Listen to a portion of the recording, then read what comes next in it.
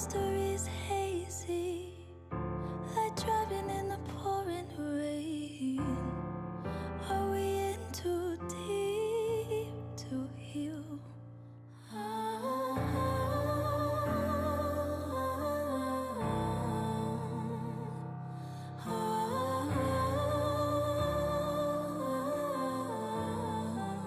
You tell me that you're sorry, we'll make up tomorrow.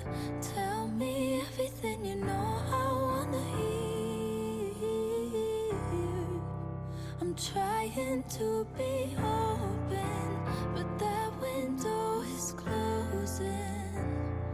And either way, I need to make it clear before we're leaving here.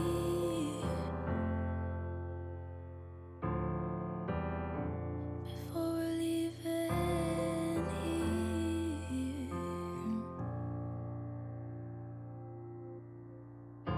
I know it ain't easy, but there's something left to hold on to. We can work it through, you don't have to go. There's a future here with me. We'll find the light in a clouded room. Not giving up until you know.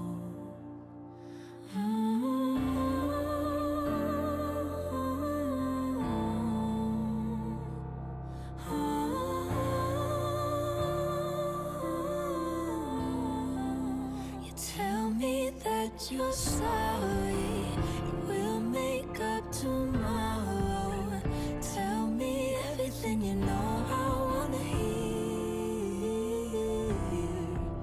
I'm trying to be open, but that window is closing.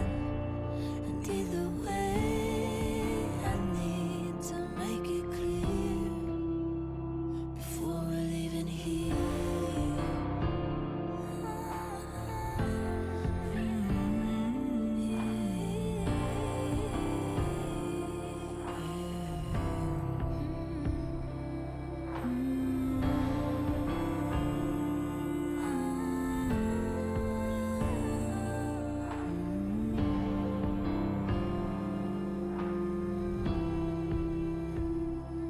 Either way, I need to make it clear before we're leaving here.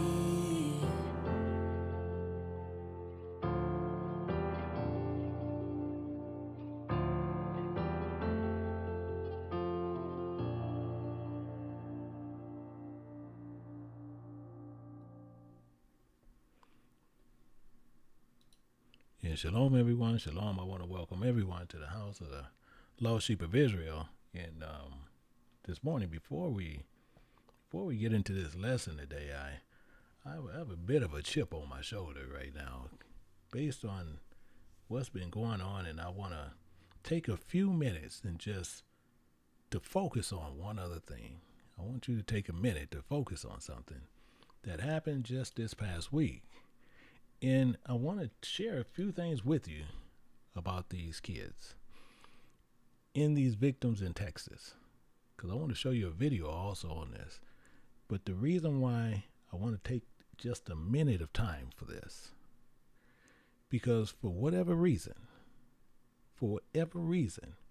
we continue to be complacent, and we have so many people will be foolish to overlook things.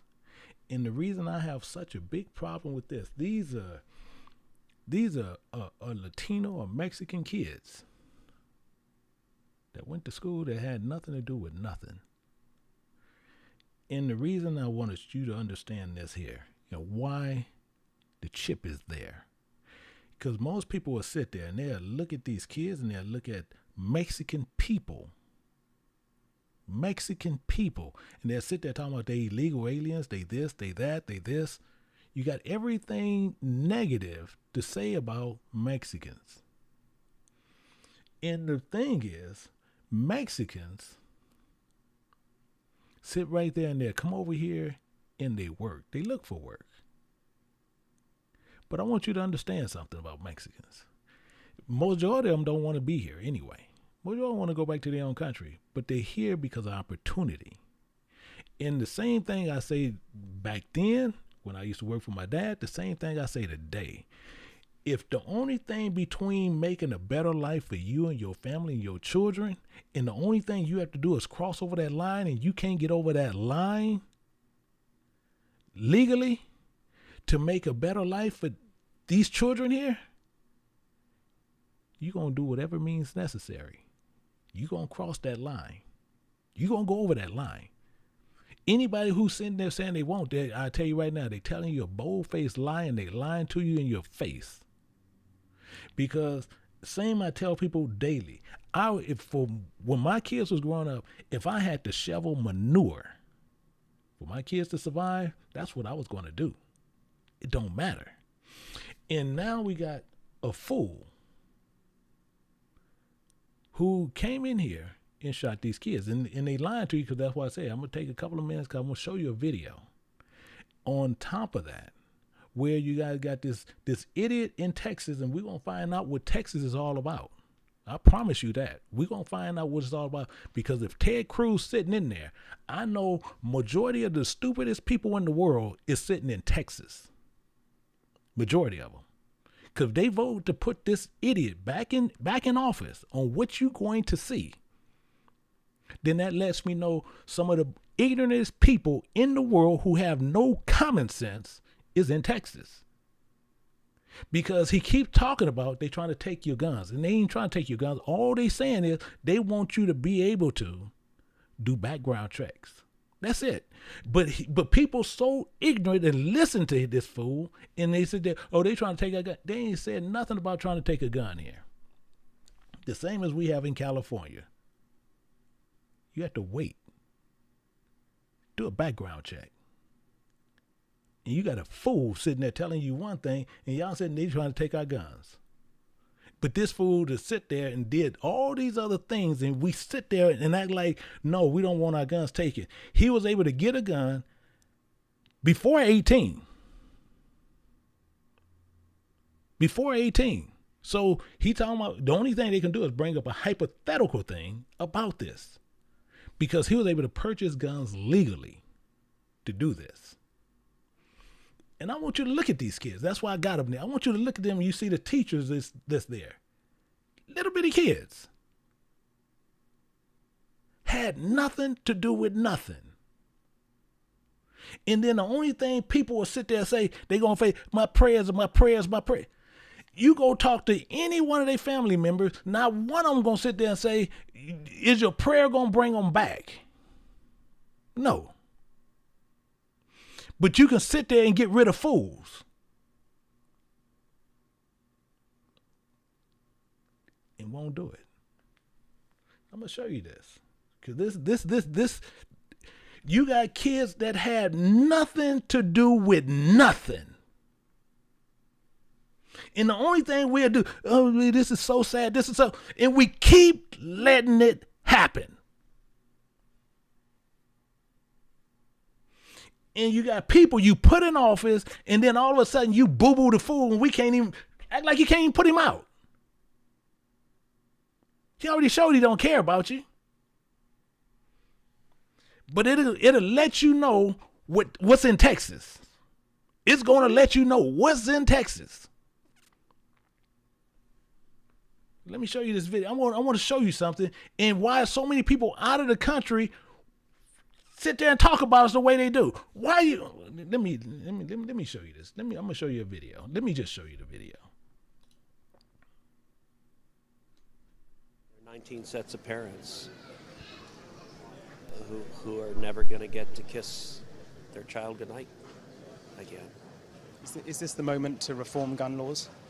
You know, it's easy to go to politics. But it's important. It's at the heart of the issue. I get that that's where the media likes to go. No, it's not. It's where many of the people we've talked to here like to go. The proposals from Democrats in the media, inevitably, when some violent psychopath murders people. A violent psychopath who's able to get a weapon so easily.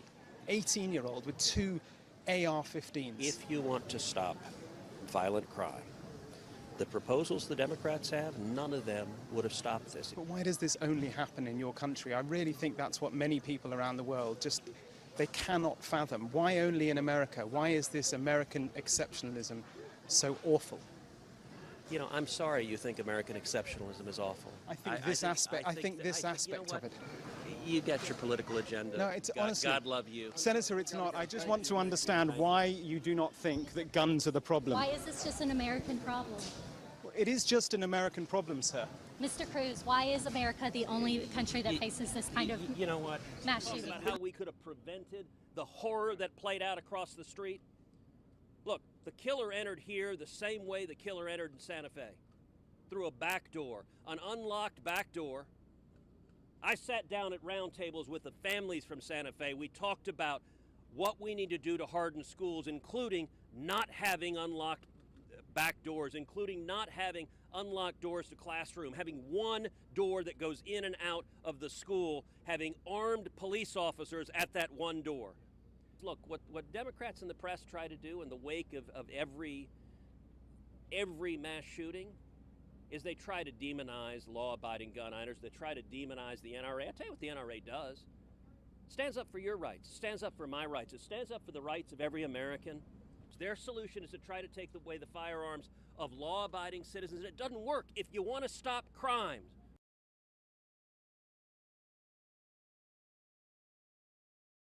Back in the US, there's a need for lessons in domestic policies too. You know, on basic things like what to regulate, what not to, how to maintain law and order and how not to, how to police and how not to. You're all aware of the Texas gun terror, what they're calling a school shooting, 19 children killed inside their elementary school. Could that massacre have been avoided?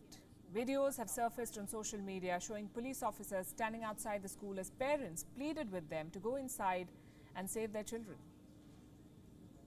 You know that there are kids, right? They're little kids. They don't know how to defend themselves. 6-year-old kids in there. They don't know how to defend themselves from a shooter.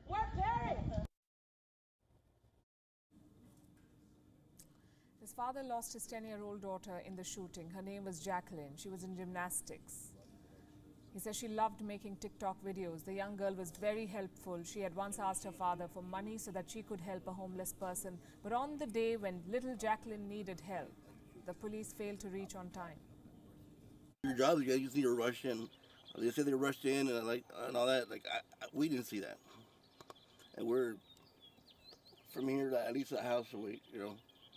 And we heard the shots, you know. We heard, but they're just trying to go back. And let's do our job, but their job was to go in and save lives, not wait. The terrorist entered the school unchecked. He opened fire for an hour and it took the police almost an hour to kill him. What took them so long? Local residents say the police did not go inside to save their children because they were scared for their own lives. The people kept saying, go in there, get him, go in there, get him. Every minute, he kills somebody. Every moment, boom, every moment. And they're like, nobody want to get hurt. They don't want to get hurt. So they don't want to go in because they don't want to get hurt. The children didn't have to die. This is what a complete breakdown of law and order sounds like. But is the police alone to be blamed? Or is the president equally guilty? Is the tendency to not do one's job flowing from the top? US President Joe Biden has taken an oath to protect the people of his country, the United States of America, to defend them. But he failed to keep the children out of the line of fire. He failed to rein in guns. He failed to check the gun mafia. Today, he has failed to even give children dignity in death. The National Rifle Association is meeting under Joe Biden's nose. It's happening in Texas. The NRA is talking gun rights in the shadow of gun terror in the very same state. You may call this adding insult to injury. You may call this disrespecting the dead. But what would you call a president who has failed to stop any of this from happening? Does Joe Biden see nothing wrong in the timing of this event? Or is his office too powerless to do anything about it? He's sitting in what supposedly the world's most powerful office, yet he pretends that he does not have a say, does not have the power to change what is happening in his own country. Even children in the US are responding better to this massacre. They're walking out of classrooms, protesting the lack of gun control in the US, demanding safer schools, demanding the rule of law. And it's not like America does not have the rules or regulations or restrictions that you need. They are, in fact, way too many. America has laws that pry into bedrooms. They tell women whether or not they should become mothers. There are rules regulating chocolates, the size of elevator buttons. They have rules for all of that. Things that can and cannot be bought on Sundays.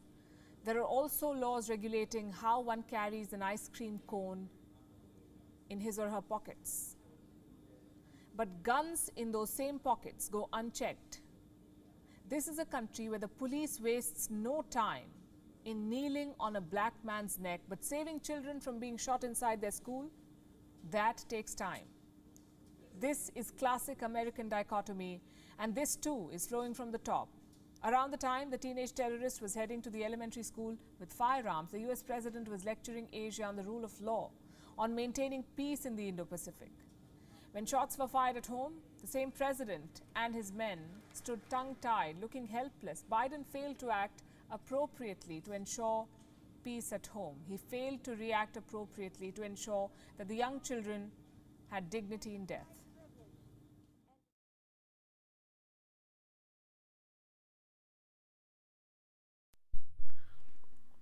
So, just letting you know, and these are the kids. So, I just want you to understand, people in Texas, because everybody didn't vote for that man. But you see what he said. He's still going to sit there and push that they trying to take your guns. And all they telling you, they want you to have a waiting period. It'll let us know where some of the stupidest people are in the world. We got them everywhere.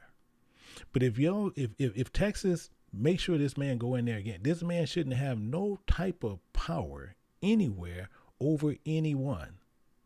He has proved it time and time again. And they continually put this man in office. And now you see those children right there. All of them had nothing to do with nothing. And all people need to do, all their families need to do, they need to sue the state, the governor, Ted Cruz, because literally, if it would have been a waiting period, he wouldn't have been able to have a gun. If it would have been the rules the way he couldn't have bought those kind of guns till he was 21, he wouldn't have had the gun.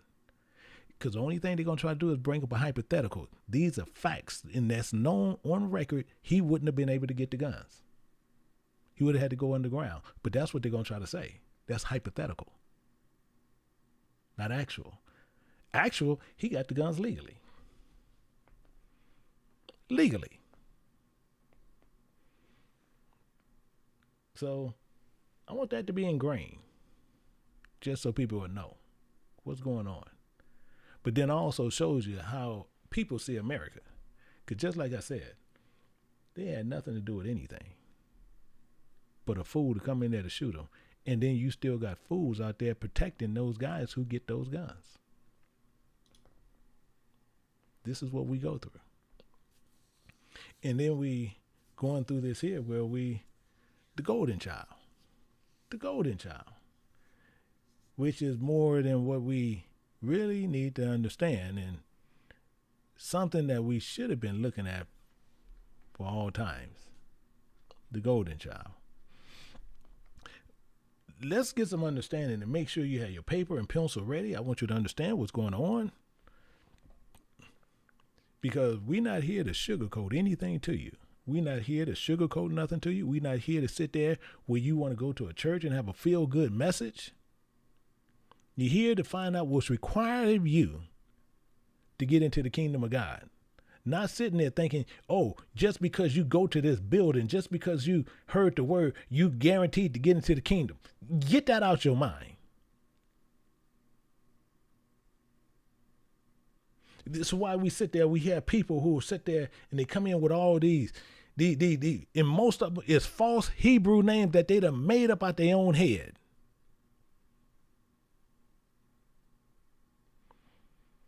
One thing we got to understand is this. God is not a man that he should lie. He is not a man that he should lie. That we know. We know this.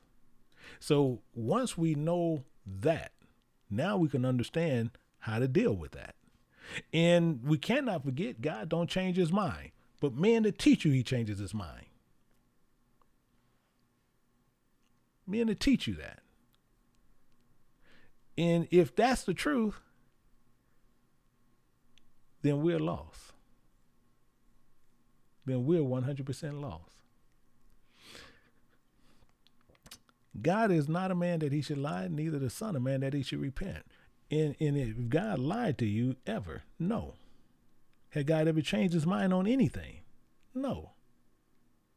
Men tell you these things. This is why you think people will sit there and talk about God then got rid of Israel. Really? Has God ever forgot anything? Or changed his mind on anything? It's simple. We live in a world where many people claim, even that God once died, said he walked on this earth, and said he once died. God.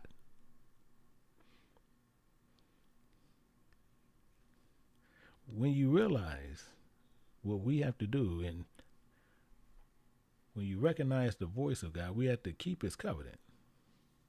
So including above all other things, we have to understand that God have ownership of the entire world. He have ownership of it. And it's the one who we have to deal with. It's the one that we seek. It's the one we want. And with that same one who created all things and everything in it, we have a covenant with him. We have a covenant with him. And with that covenant, we're going to go to some scriptures. We want to get some understanding here. So I'm going to take you over here to a couple of places in 1 second, and we're going to look at what's going on here. Because I want you to understand when you're comparing something. Because you can compare false guarantees with real guarantees. You can refer to a child as being between these special attention and to bring even one having a parent. And you're going to have some going to bring you the best guarantees, and you're going to have one going to bring you other guarantees that don't ever materialize to anything.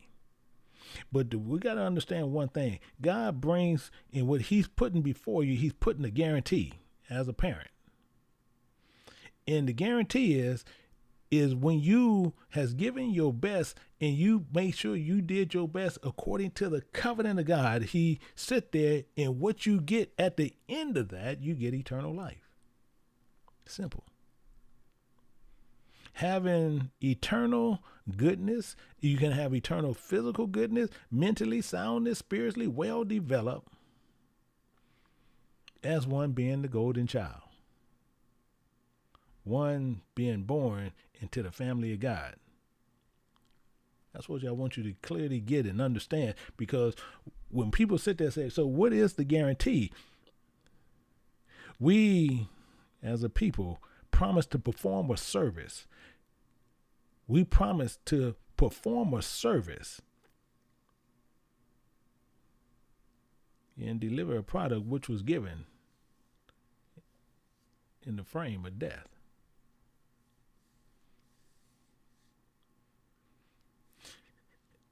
Have you ever heard that you get what you pay for? I know many people that sit there. Have you ever heard, you get what you pay for? But I'm going to tell you something, you need to write it down, and you keep this to yourself. You get what you rendered services for. If you render services to Satan, you're going to receive the payments of Satan. If you render services to God, you're going to render the services for God. Guarantees is a contract between two parties.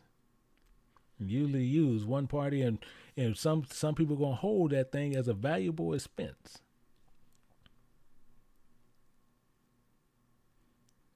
Because if God held that as such a valuable expense, eternity, wouldn't no one be able to pay for it? You couldn't even afford it. So he set this up to where we exchanging services.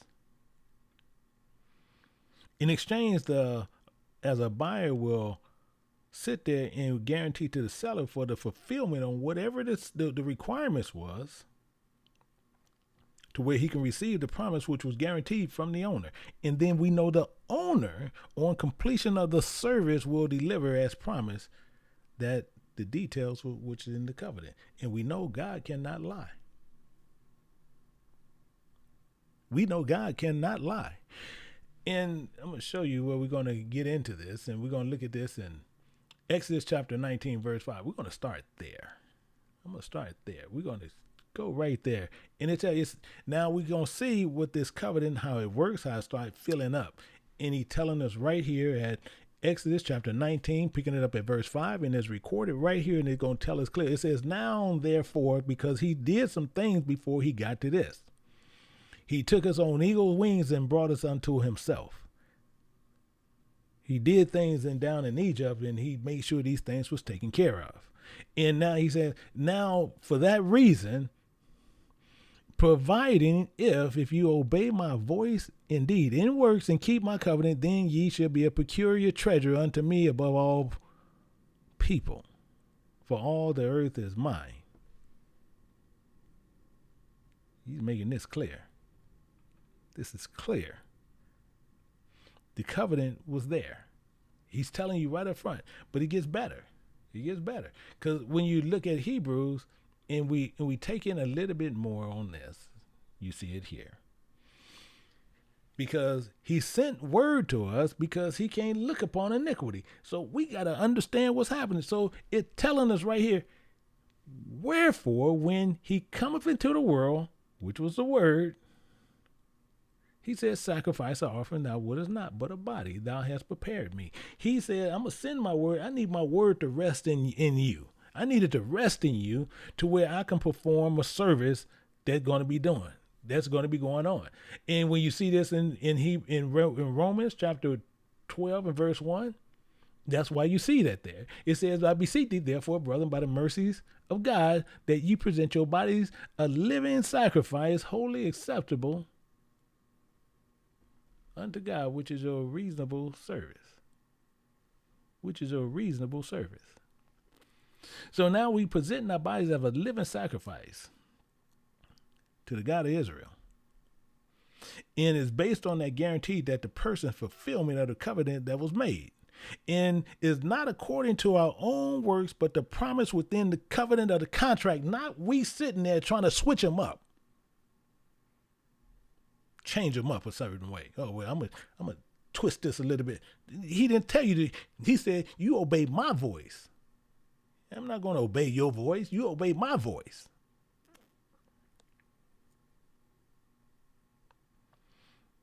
And he's going to do something. In fact, the God of Israel, see, then he's going to start searching for his people. He's going to look for them. He's going to look high, low, highways, byways. And he's looking for that golden child, and he's not going to stop till he finds them.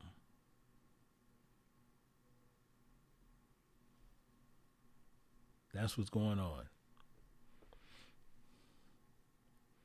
It's almost like a man trying to stop him from looking for God. But God told you this, and he made this clear there in Numbers 23 and 19. He told us right there. He said, God is not a man that he should lie. He is not a man that he should lie. The Bible tells us he never changes his mind, and God is not a man that he should lie. He's the same yesterday, he's the same today, he's the same forever. Period. So the golden child means what he said. He said, God is not a man that he should lie, neither the son of man that he should remember. Have he said and shall not do it? You'll be a peculiar treasure unto me above all people, for all the earth is mine. He said it. Shall not he do it? Have he spoken, and shall he not make it good? if you obey my voice and keep my covenant, you'll be a peculiar treasure unto me above all people, for all the earth is mine. You'll be a golden child out here. Be a golden child out here. And he's telling you how he's going to run it. Let me show you how he's going to run this and understand exactly what he's talking about. We're going to go over here to Exodus chapter 6, and we're going to pick it up at verse 7. I want you to look at something real close. We're going to look at this with some other eyes. He's telling you what he's doing here. He says,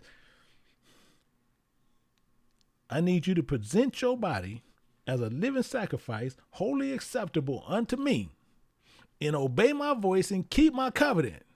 And I will take you to me for a people, and I will be to you a God.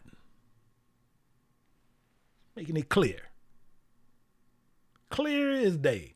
He said, and ye should know that I am the spirit of your God, which bringeth you forth from under the burdens of the Egyptians. I bared you on eagle wings and brought you unto myself, didn't I?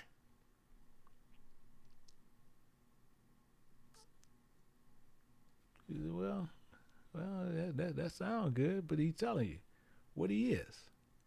Telling you how he works, telling you how he rolls.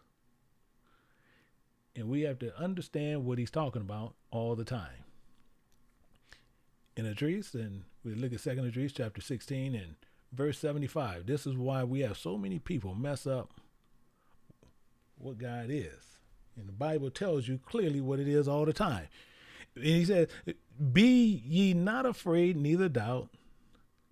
Full thought there. And then it says, for God is your guide, because that's what it means. God is a guide for you. But you got to obey the voice. You're not obeying the voice. How you going to keep the covenant? You can't obey the voice. How you going to do that? When he's sitting there telling you, you following him, don't follow yourself. You follow God. But then many people have heard that many times. Hey, bro, tell you what, how you doing this? So blessed and highly favored? Really? Are you keeping the covenant with God?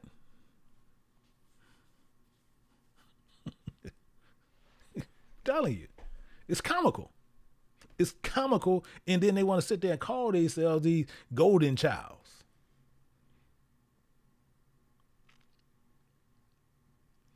But we have to follow that word. And we cannot let anything in this world scare us based on that following the word of God. Because God is anything too hard for God. Is anything too, actually, I'm going to show it to you. Is anything too hard for God? Anything. And people sit there and say, that's why you got people sitting there believing in all kind of stupid stuff, because they'll sit there and think, oh, he done turned into this and turned into that. And God ain't talking about nothing stupid. He's telling you about things that is logical, that you can sit there and see similitudes of it, but people will sit there and tell you everything contrary of that. And you see right here where he's telling this to Abraham now. He said, is anything too hard for the Spirit of God? At the appointed time, I will return unto thee according to the time of life, and Sarah shall have a son. Sarah is going to have a son. And we're going to break all this down. We're going to start tearing down in this to start getting some understanding. Because we got to remember, he says she's going to have a son. She's going to provide some dirt for me. She's going to provide a plot of ground. This is what she's going to do for me. And then I'm going to do something for you guys. Let's run through this and find out exactly what we need to be doing, because he's telling us right up front what's going to happen. When you look at Isaiah chapter 9 and verse 6, why he said what he said. This is why he said what he said. Why does he keep doing this? 1 second. Let me do this here.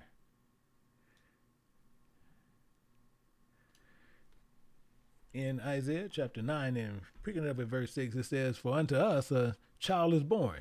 You see it over there. When I return at a certain time, she's going to have a son. This child is going to be born, and then unto us a son is given. this servant is given. It's that word.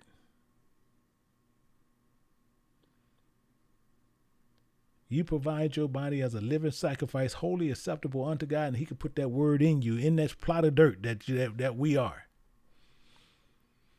It's given. Including the government shall be upon his shoulders. His name shall be, his ways shall be called Wonderful Counselor, Mighty God, the Everlasting Father, Prince of Peace. We going to provide the vessel. We going to provide the vessel. And he's going to provide the seed. He's going to provide the servant.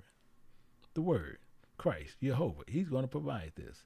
And it will be upon his shoulder, and he will search high, low, down, under, wherever he has to go to find the golden child, to put together the body. Are you with me? I don't want you to get lost on this. And if you're getting lost, we got to work it out. But he going to search everywhere because he's looking for the golden child. So he's saying, I'm going to send this word down to you. Get inside this body. Now you provide the dirt, and I'm going to provide the seed. Or the same thing. You provide the car, I'm going to provide the driver. Same thing. No different, same identical thing.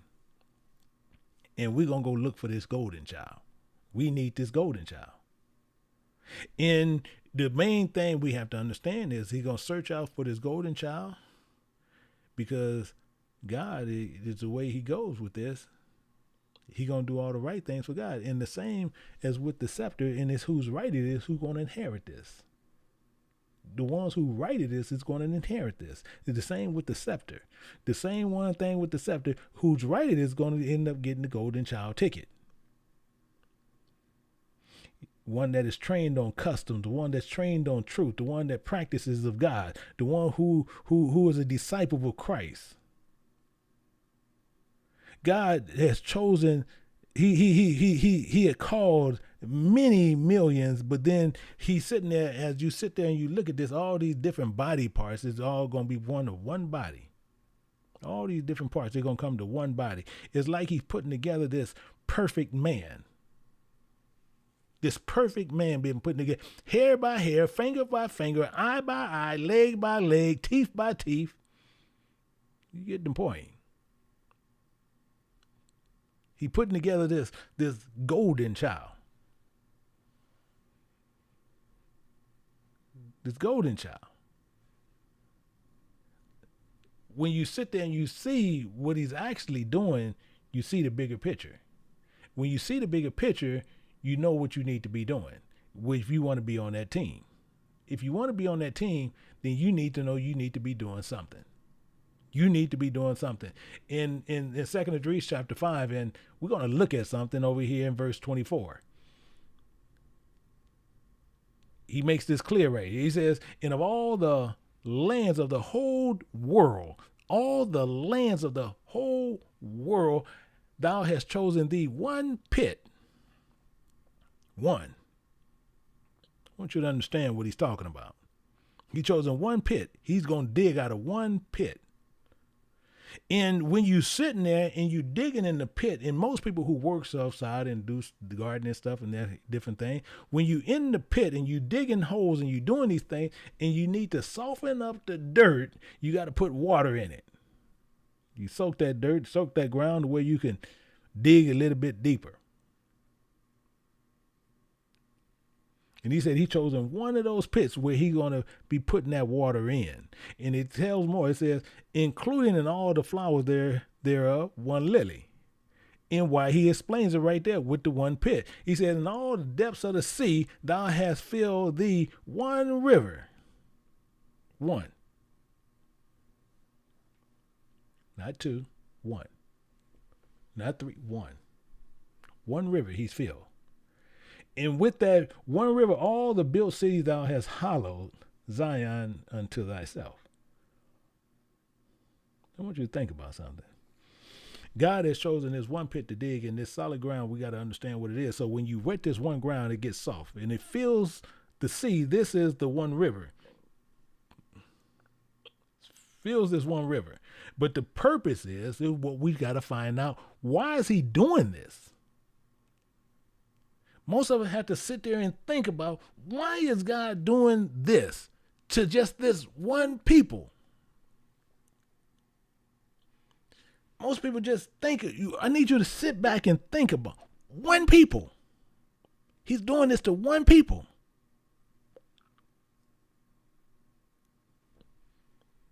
One. That's it. Just one people. And we trying to figure it out. We trying to get the understanding for it. And the main thing is, it's always lies in the scriptures. Why? Why is this way? He explains this. 1 second. 1 second. I don't know why. There we go. And it says, there's one people, for they are my servants.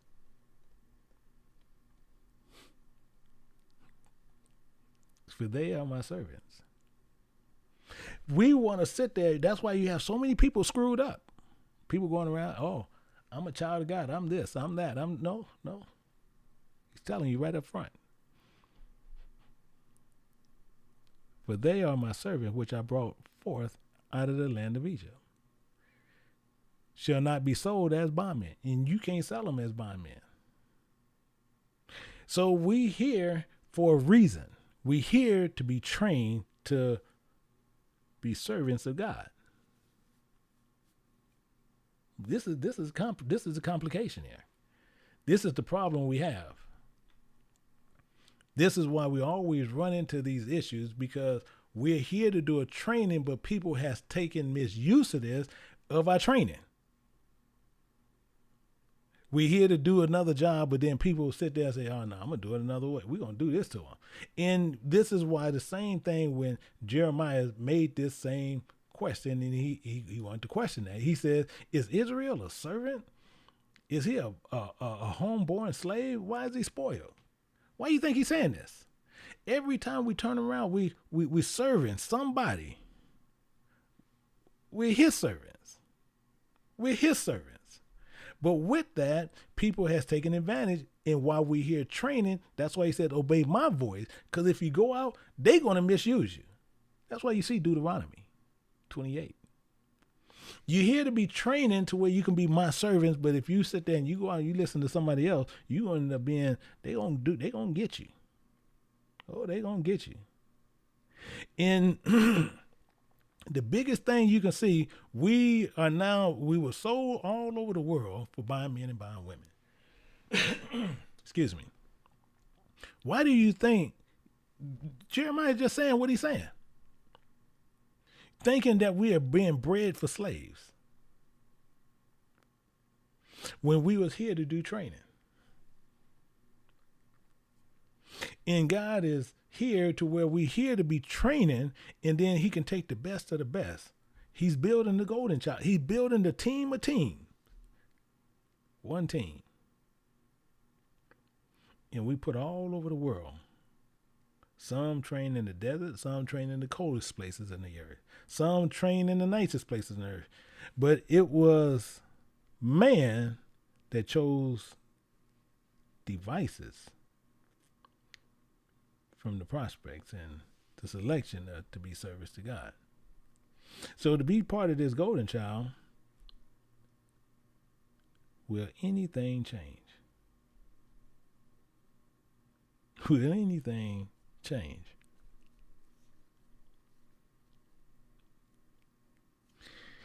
It's obvious. The one who has the scepter is the one who's going to rule. The one who has the scepter is the one who's going to rule. The same is with the message, which is the gospel. They're going to tell you the gospel is the good news, but it's a message. They have it all in books and everything else. Talking about, oh yeah, this the message of this the message of that, this the message of this, but they call it all good news. The gospel is the message. And it's whose right it is shall inherit the kingdom of God. Become part of the golden child. You're going to become part of the mix. You're going to become part of the body of Christ. This is the similitude, and the similitude is for you, is Israel. And as a people, to be as a people, you are one. And the separate and the similitude is for you, is having the gospel, having the message that is in you. So many people gonna have the misconception thinking the gospel is something else, is good news, and it's a message to you to go to the kingdom of God, and it's a similitude of becoming part of the kingdom of God. That's all it is. He's making a golden child. A golden child. And don't think you're gonna be a golden child and you don't obey the rules. You can throw that out your head. And the problem is, we get down here on the ground, and as soon as we get here, and the first thing we do, we start doing things our own way. And we good for doing that. We good for doing that. And as we do it, we have problems. As we do it, we have problems. And we're going to see those problems. I want to expose these problems to you because I want you to understand exactly where we're coming from. I want you to understand exactly what we're up against, what we created within ourselves. And it tells us this in Ezekiel chapter 22. And we're going to look at verse 10, and we're going to find out a couple of things that's going on, and we're going to pick them apart to make sure we clearly get it all together. It says, in thee, and you, in each and every one of us, in thee, in each and every one of us, have they discovered thy father's nakedness. All of us. But you're going to have some people going to play this little dumb game. Just like I told you, we're not here to play games, but we're here to educate. We're here to make sure you understand exactly what you putting yourself up against. And he's telling us right here out of the mouth of his prophet Ezekiel, we have discovered our father's nakedness, and that's talking about his uncleanness. This is what we did. And we discovered that, and then we used that as something else. Watch what he's telling us, because he's going to clarify all what he just said. He says, in thee, again, have they humbled her that was set apart for pollution. Are you kidding me? You humbled her. You humbled her. Really? Meaning you done went into her. You done went into her. You done went in and joined to her. You humbled her.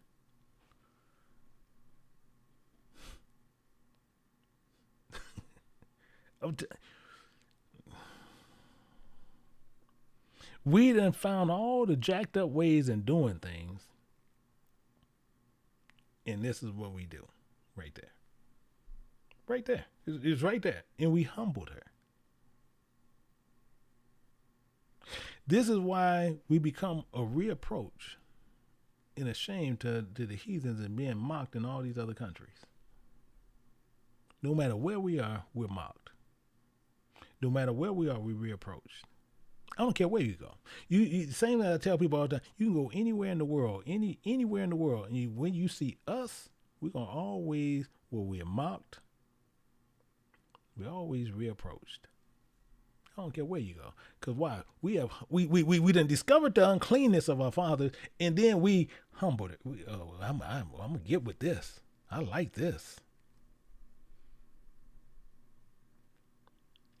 We have humbled. We defiled ourselves with this craziness. Actually, you want to tell you what? Let me bring this a little bit closer for us. Let me bring this a little bit closer for us. We're gonna go to Ezekiel, but I want 23. I want 23. 'Cause I'm gonna show you where we ain't gonna get out of this. We ain't getting out of nothing. We ain't here to get out of nothing. We'll pick it up right there. It says, in the ways of them were, it's right here. It's right here in front of us. Aloha. But I want to tell you what it means. Yeah, don't tell me what it means, Elder John. No, I want to tell you what it means. So we can be on the same page. See, we have to be on the same page. We're gonna sit here and we're gonna have this conversation. We all got to be on the same page. So aloha means she's in her own tent, meaning she's in her own flesh. That's what that one means. The elder. That's the elder. And then you have the younger is aloha. I'm telling you, we can't get out our own way, because aloha mean flesh worshiper. Now you get the point. Flesh worshiper.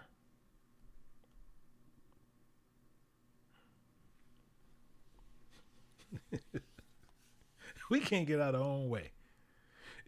I'm gonna tell you why it's so funny. You can see aloha all over the place.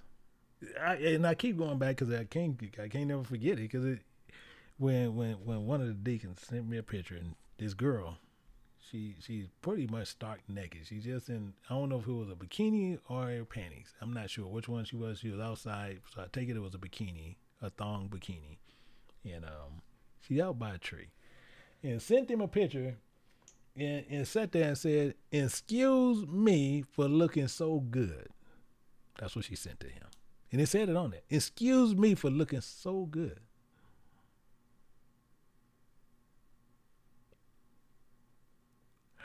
Go look at Facebook. Go look at Facebook. Look at how women and men, especially a lot of women, they like to take pictures, and the first thing they want to show is their butt. They turn their sideways, show their butt. Or they in this dress that's 14 sizes too small. That they had to go outside and oil themselves up to get it on.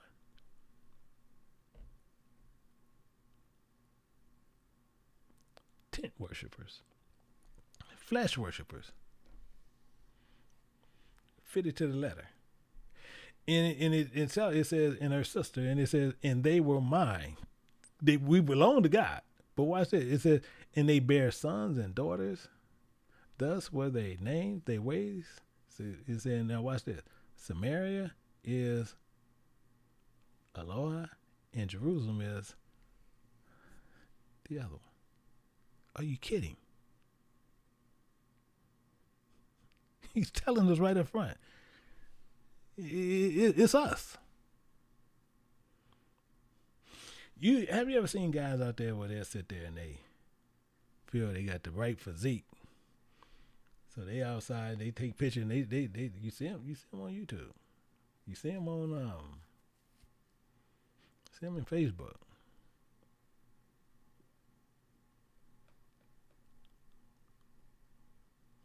Flesh worshipers. Flesh worshipers. But it gets better. Let's go down a little bit. It get better. We're going to drop down to verse 17. Because I want you to understand exactly what we're doing and what we're all about. It says, "And the Babylonians came to her into the bed of love, and they defiled her with their whoredoms." I'm only pausing for a fact. I'm just pausing so you can think about this. She was polluted with them, and her minds was alienated from them. So she discovered her whoredoms and discovered her nakedness. Then my mind was alienated from her, as my mind was alienated from her sisters. Bingo. But it gets better. Oh, it gets better. Verse 19. "Yet she multiplied her whoredom." She multiplied this. Couldn't finish it, multiplied it. Doubled down on it. "In calling to remembrance the days of her youth, wherein she played the harlot in the land of Egypt." That he took us out of there. He took us out of there, but you see what we did. in how this actually works out, the same thing is we'll get into whoredoms, we'll get into all these things, and we'll do things that we shouldn't have been doing. We're doing things we shouldn't have been doing. But then the same thing when we discover things, we find things, we find them, and we shouldn't have been doing them. But same thing, yeah, me and my brother, we was young. You know, we used to like to play in the garage. And my mom, she actually told me, corrected it, cause I thought it was my uncle's, them silver dollars that was up in the garage, but she said that was my uncle's friend. But they put them up in the garage, and now my thing is, they know me and my brother go in the garage. We play in the garage like it was a big old playhouse. We went in there and we discovered that man's nakedness. All them silver dollars up in there. I'm talking about he had a big, he ain't had no little sack. He had like a duffel bag full of silver dollars. And me and my brother decided to take it upon ourselves to load our pockets down, and we jingling in the house and putting them in the house and going back and forth. I don't know what we were going to do with it, but we just jingling. The silver dollars, we jingling. Then they find out what we jingling about. Say, Mama, we just jingling, baby. We just jingling. And she found out, and then that's how they found out, and they had to move them. But we discovered it. Now, if we was another way, we wasn't so devilish, then one of us could have went and told our mother now, Mama, it's a bunch of silver dollars up in the garage, up in the attic part. But we didn't do that. That's too much like right. That makes too much sense. We gonna jingle. We looking at how many donuts and Zuzus and Wham Whams we gonna be buying. But this is what goes on here. When you discover the nakedness, what we do. And then what we do, we erect idols. So with this, we get into all these things where we see people where we start liking, and you see these people where they even do people to do other things. So what we'll do, we'll look at the same way they do other people, and we'll start looking at people who instruct others to commit these kind of acts, even murder, and teaching them people how to remove some sin. But then what they doing, you're supposed to be taught to remove dross, not committing these such things as abominations in the sight of God. But we have erected these idols in their honor. We have did these contrasts in honor of flesh, and we dishonor the spirit in doing this. This is what we have done. These are things we do. We become guilty in our lifestyles, and it shows in our lifestyles, including people who cause us to draw near, and by destroying God's ways and honoring the ways of heathens. This is what we have done.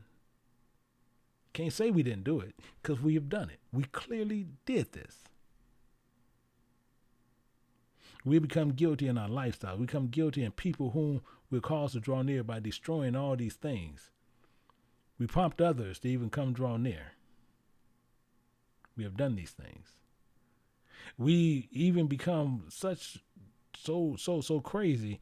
That's why we're being mocked in all these other countries. That's why we're being mocked this way.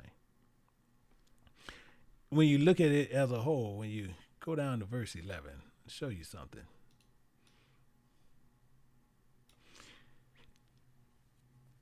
Scripture says, and one have committed abominations with his neighbor's wife. He committed abominations with his neighbor's wife. See, now people sit there thinking he's sitting there laying with her. That's not what that said. He said he committed abominations with his neighbor's wife. In another, lewdly defiled his daughter-in-law. In another, he have humbled his sister and his father's daughter. But the main part you want to understand is this neighbor's wife is living this heathen lifestyle. You see people where they go to having these crab cookouts, these pig out barbecues, these catfish French fries, all these things. That's what that's doing. You committing abominations with the neighbor's wife. That's what you're doing. Including you lewdly, is why it's saying it there. You lewdly mean you wickedly. This is wickedly defile the children. His daughter-in-law and all this. And when you humbled, it said have humbled, mean you uncircumcised. You uncircumcised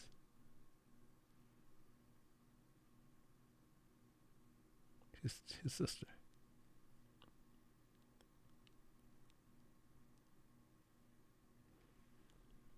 This is what we do. We good for doing it. We'll sit there and tell people to go against everything against God. We do this daily. In thee have they taken gifts to shed blood. Tell me we don't do this. Tell me we don't do it.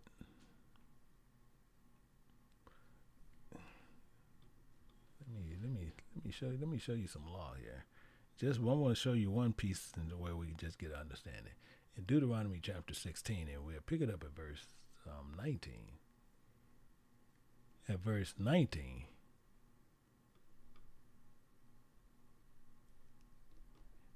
thou shalt not rest, meaning you should not wrestle judgment. You shouldn't be wrestling with doctrines and teachings. Thou shalt not respect person. So you don't respect nobody based on this stuff. Neither take a gift. But why?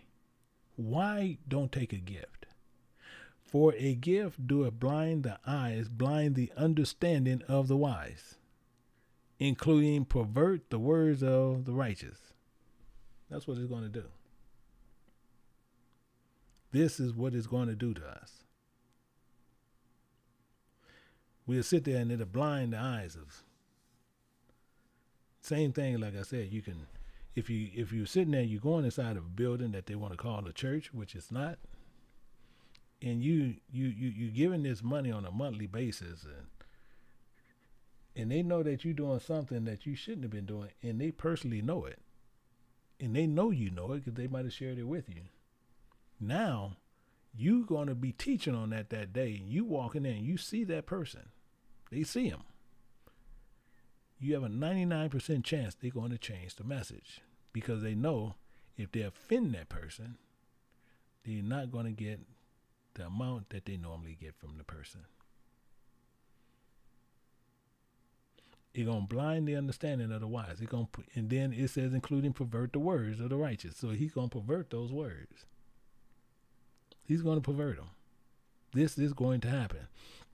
They'll even get money, and then they're going to use it for usury on you.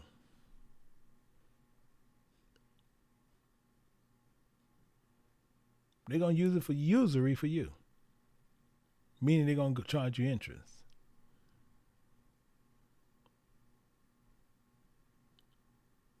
These are things that's going on. In fact, you can even, where they'll sit there and they'll tell you they have these gifts. I know many folks have seen these things. They'll say they have gifts, and they have gifts to heal people, and they can do these things. And when they say they have these gifts, we don't know how true that is. Because you can tell it's false. But the thing is, we have seen our Father's nakedness. I want you to keep that in mind. The nakedness we have noticed, and we humbled that. We joined ourselves there. That's what we went into. And when you sit there and you done uncircumcise yourself and you taking things, and same thing like you'll see right here in verse 13. I'm going to show you something. Then I want to show you a little part of that. I want to show you a part of that. Let me see. want to show you a part of that. I want to highlight 13 right here. That's the part I want. Because I want to show you something. It says, remember for that reason I have smitten my hand, my power, at thy dishonest gain, which thou hast made, including at thy life, which thou hast been in the midst of thee. He's serious about this. The reason why this is so serious, because we'll sit there and think that we have gained something and think that we had these spiritual gifts and doing certain things, and now we're going to do them for another reason. And I'm going to show you why. One of the main reasons why, because they do this all over the world. And you got people like us who falls for it, and you'll see what they'll do. And he'll punish us for these acts. Because you got a lot of them who won't do it for dishonest gain. And they doing this, they have healing services all over the world. All over the world they'll do this. They're on top of that, they'll sit there talking about how much they can save you from doing things. You got a man even with this Peter Popoff, he'll sit there talking about how all of a sudden they can heal you from all these ailments. And they'll play this little dumb, stupid game with us. A dumb, stupid game. You got this fool out there that was Benny Hinn sitting out there talking about all this stuff he can do. He can heal you. He can do these things. And people buy into this. How you gonna get a golden child out of foolishness? How you gonna get a golden child out of foolishness? People playing these kind of stupid games, and you falling for it. And you fall for it. We do these things and don't think nothing about it. We do them and think nothing about it. And with that, while we sitting there, we done discovered his nakedness, so we have to pay for it. We got to lay in this, and we're going to have to eat these cookies. We got to eat these cookies.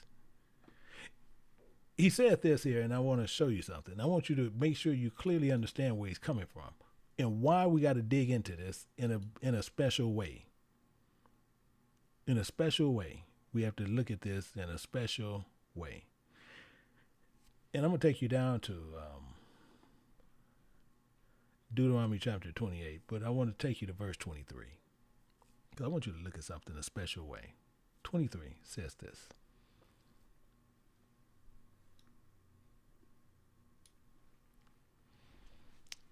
Including thy heaven that is over thy head shall be brass, and the earth that is under thee shall be iron.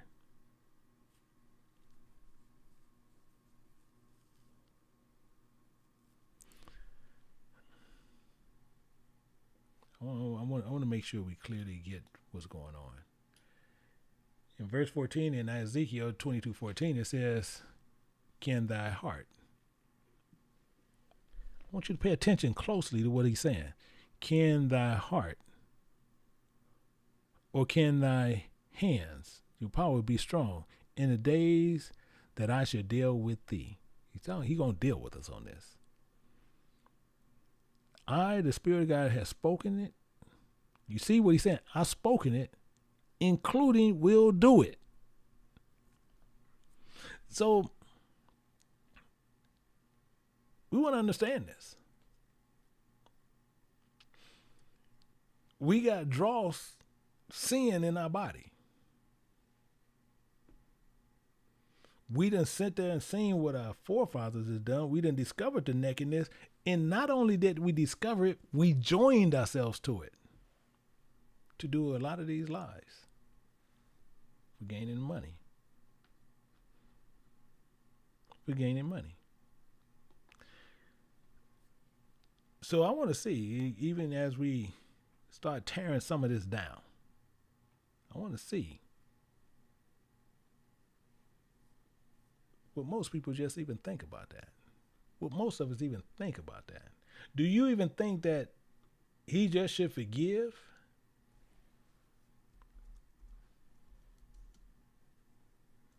And I'm gonna put that up there. Or we be punished. I want to sit there and see what people put. I just want to see, because I'm going to tell you, it'll surprise you, as we've been finding out. It surprises you on what people think and how they think. And we just going to put it right there. I'm going to put it right there and we're going to see. I want to sit there and see. And we want to see what people put. I want to see what you think as we getting ready to go into it. I want to understand where you're coming from. Should he just forgive us? Or should we be punished for that? Should he put this dross out of us? See, now, just like I said, we got a lot of people not going to vote. That I know. Because we have people just a certain way. Now, the same thing, we got 4% of the people, we got 12% of the people just saying just forgive. So that lets you know we got a lot of Christians over here. That's telling you right up front, we got Christians here. Because we got, and it's going up. But it just goes to show you the mindset of people. We should be able to do whatever we want to do, and automatically he need to just forgive us for what we do. Automatically. No matter what. I'm going to get ready to close these polls.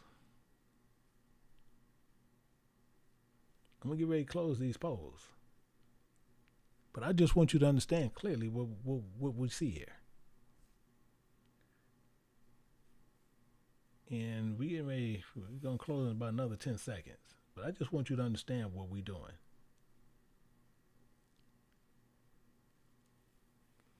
We need to clearly get what's going on. And just as you guys might be saying, if you're not putting it in the voting part, they got these my deacons and these moderators is taking your questions out, because you should be putting it in the poll, not in the chat. That's why we had a chat up there for that poll. You should put it there. If not, they're going to be removing it. And that's why he's removing it. So this is the part doing what's going on. So let me go ahead and I'm going to end this poll. And I want you to understand this. I want you to see that there. I want you to clearly see this. And you see some people just forgive or be punished. You got 17% of the people believe he should just forgive. Meaning they walking around and they poop don't stink. So they can have dross within their bodies. And no matter what, you just, hey, I didn't know. Hey, forgive me. I'm going on about my business. This is why I say a lot of people are deservingly so going to go to hell. He don't just forgive.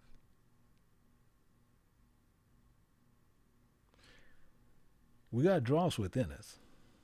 That's why he tells us that. That's why he says that. He says clearly right here, where he's making sure this is clearly to us. He says, and thy heaven that is over thy head should be as brass, including the earth under thee should be as iron. Because we have to go through a furnace. He got to get this out of us. He has to get this out of us. So I want to show you something. I want to make sure you understand, because dross is talking about where it's pollution, it's polluted, it's defiled within our bodies. And God is not going to deliver some polluted bodies. But what he's going to do, he's going to put elements in there to try to get it out of you. Let me show you something. We're going to go over here. And we're going to go over here to second address again. I want to look at a second address.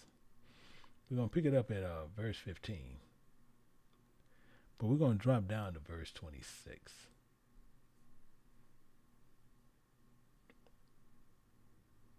We'll start there. It's, for the Creator know of all them that sin. We see that right there. He knoweth all them that sinned.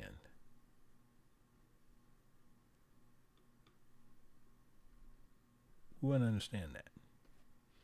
For the Creator knoweth all them that sinned against him, including therefore delivereth he them unto death and destruction. This is this right here in the contract. This in your contract. But we have people telling us right up front, they feel no matter what, no, he needs to just be happy that I'm here because I look that good and move on.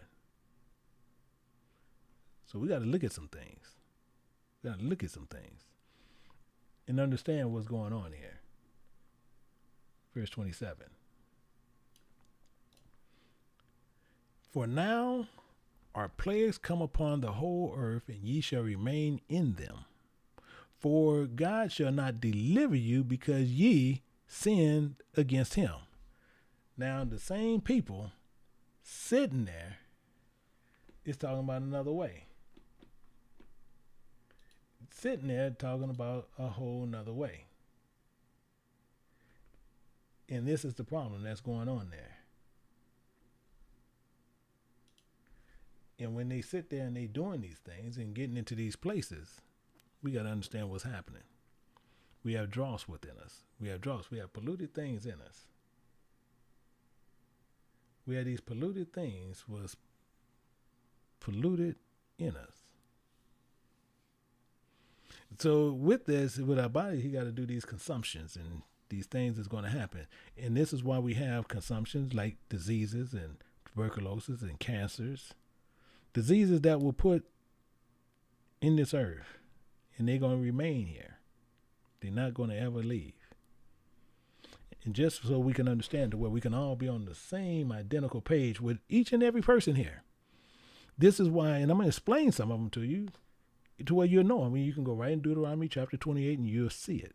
You'll see it. And really why we see fever. I want you to understand fever. Fever is a febrile attack that is a burning. That's what it does. It's a great burning of temperature, but it's to see what dross is in you. To see what dross is there. You have inflammation. Inflammation. And it's really common. Really common. It's going to shock a lot of people. It's really common among black women. Inflammation. Because I'm going to tell you what that is. If women have problem with their thyroids, bingo. Men have tumors and ulcers and blotches of flamed heat, bingo. Inflammation. Bible is what that's telling you. They'll tell you anything contrary, but that's what it is. That's what it is. This is the problem that we have in. You have extreme burning. Extreme burning. And that's a reputation of burning. But then he talking about with a sword. And in those, the sword is talking about, that's his weapons of war that are contrary. Actually, I'm going to tell you what, let me go somewhere. Let me go somewhere here. I'll take you back over here. And I want to show you in 1 Peter. We're going to look at this in 1 Peter chapter 2, in verse 11. 1 Peter chapter 2, verse 11. Because this is what we have to stay focused on all the time. It says, dearly beloved, I beseech you, comparing strangers, including pilgrims. He's comparing them. Strangers and pilgrims, he's comparing. Abstain from fleshly lusts.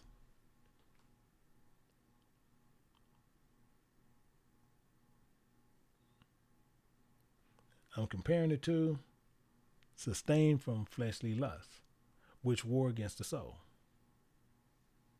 So what he does this blasting.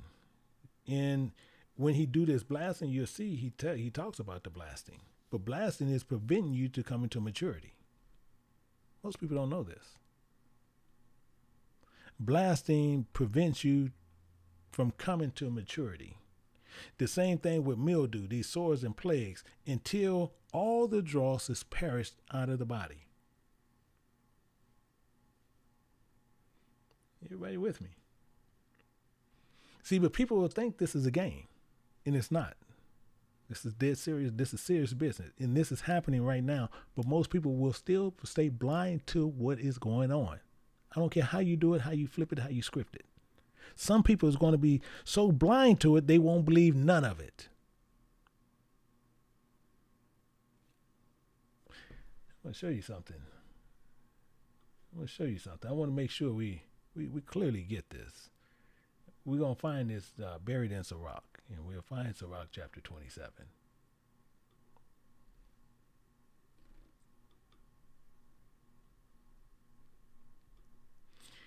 The furnace proveth the potter's vessels. The furnace. And he's telling us in Deuteronomy, he says, "In thy heaven should be as brass, and the earth is iron." But this is a furnace. He done found this dross in us, so he has to take us through this, and we got to see what's there. I got to check you. You might have a little spigot there. And if you had a spigot, he got to prove that vessel, so the trial of man is in his reasoning. Because he want to see what choices you want to make. So he has to check it. He has to check this stuff for your thyroids. He got to check you for all these other things that you can have. He want to see what you got. Because you got to remember, what do he want? What do he want? He want a golden child. Many are called. Golden childs is fewly chosen. You keep that in mind.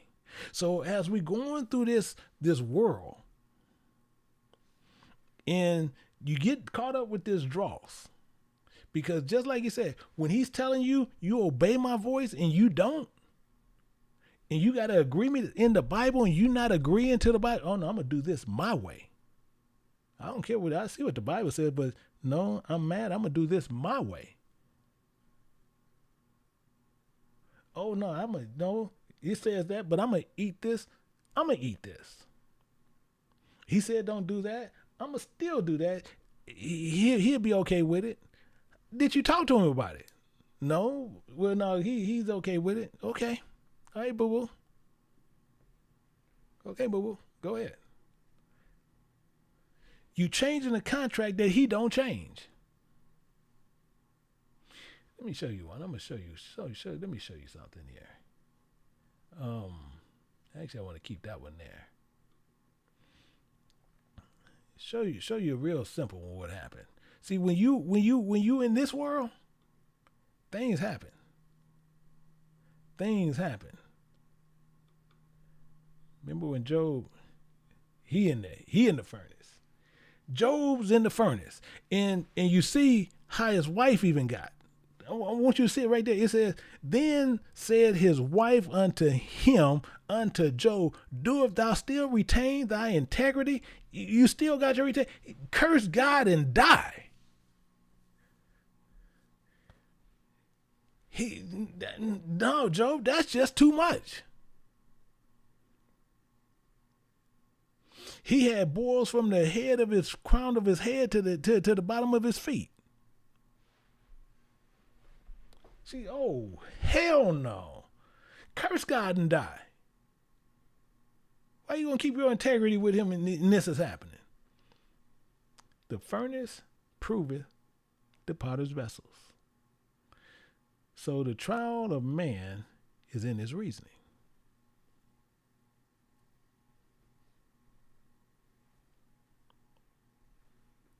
The trial of man is in his reasoning. So what we need to do is make sure we got good things going on. I want to show you some of these and make sure we understand it. In 2 Kings, picking it up at chapter 20, we'll drop down to verse 7. Now, this even shows you even how crazy this is. Now, you see, he's talking about Hosea in Kings. he's talking about Isaiah in Kings. In the book of Kings, we got the book of, he referencing Isaiah. So this is not secondhand information. He said, including Isaiah said. He ain't getting secondhand information.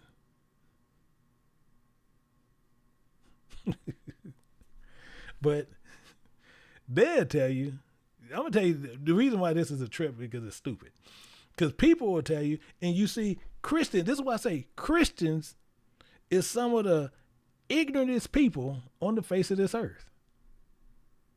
Because they're going to tell you, they say the book of Isaiah was written between 740 and 700 BC.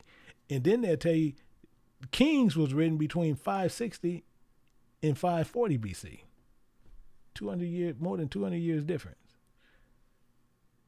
How in the hell he's sitting there talking to Isaiah? He said, Isaiah said, take a lump of figs, and he took and laid them on the boil, and he recovered. But he's talking all spiritually. And to show you the silliness, to show you how this is done, I'm gonna go ahead and I'm gonna use this one. Because I want to show you where Isaiah actually did say what he said. To show you he's talking to Isaiah. We're looking at Kings, but we're going to look at Isaiah also. In Isaiah chapter 38, picking it up at verse 21.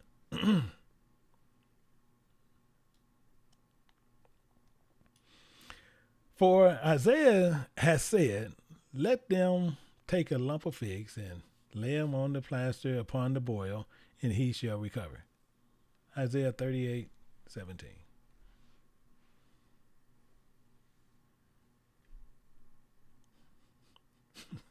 I'm telling you, you can't make this up.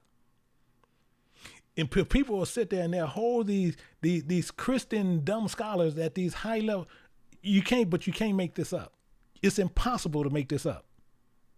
Anyone sitting in a building calling themselves a church, you can't make that up on the ignorance that they push out. And you see here. You see it here.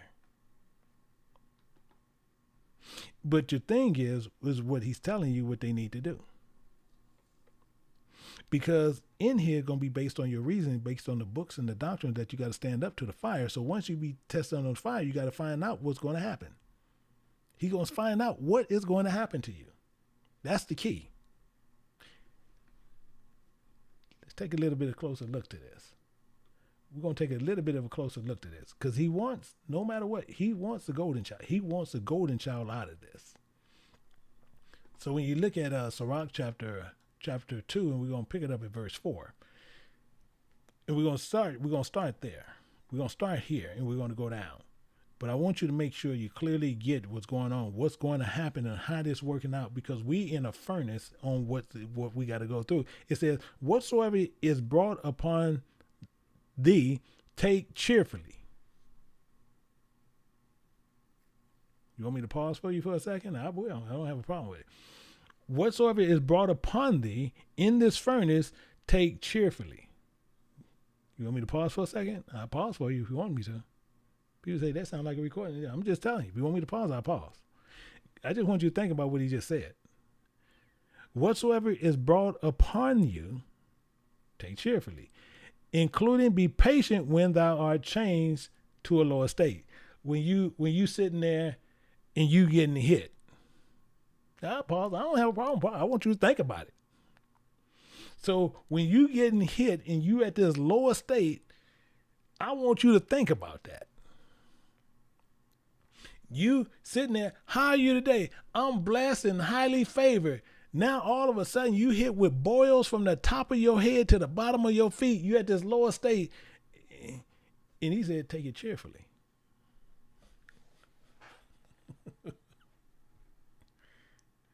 You done got hit with something.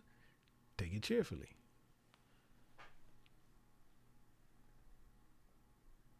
Take it cheerfully. You done got hit with this ailment. Take it cheerfully. Including be patient. You got to be patient. Based on your reasoning, gonna see how you gonna recover. He's telling you that over there in Isaiah. Well, I shouldn't have told you. I wanted you to go do your studies, but that's kind of what that's. Yeah, I should have kept quiet. That's what you'll find out about those lump of figs. But I want you to be quiet. I want you to go do the study, but I kind of told it already, so that's okay. But that's the same thing. You take this patiently, and when you take it patiently, when you change to that lower state, then,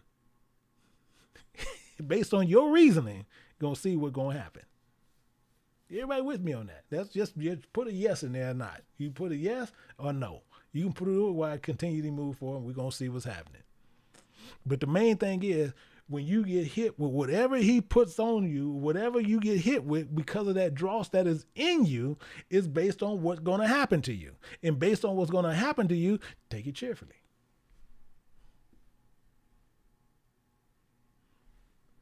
How you doing today? I don't know. He getting more into it.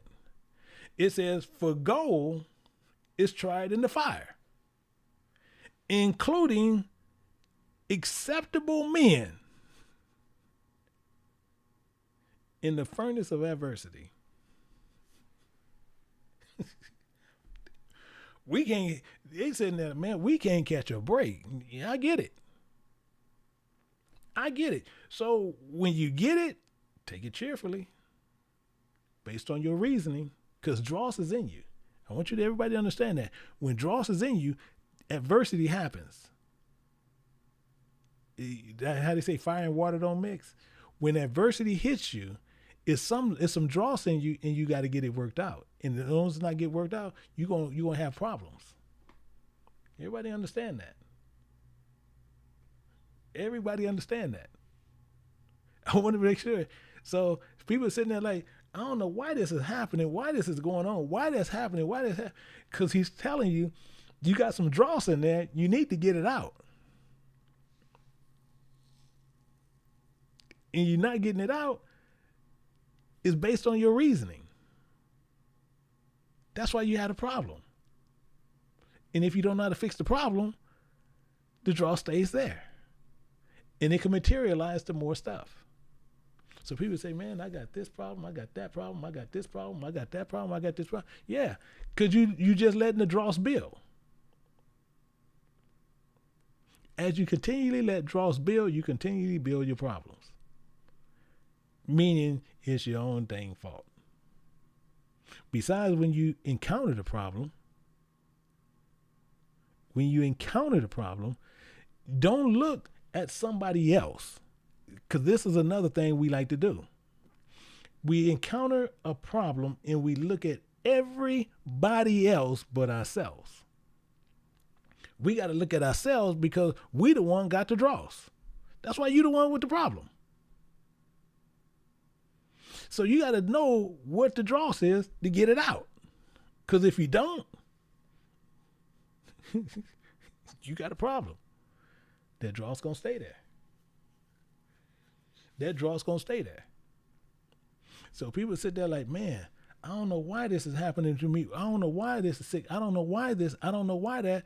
I'm going to tell you what, this person that made me, this person that did this person do this, that person do this person do this to me, that person do this to me, that person. No.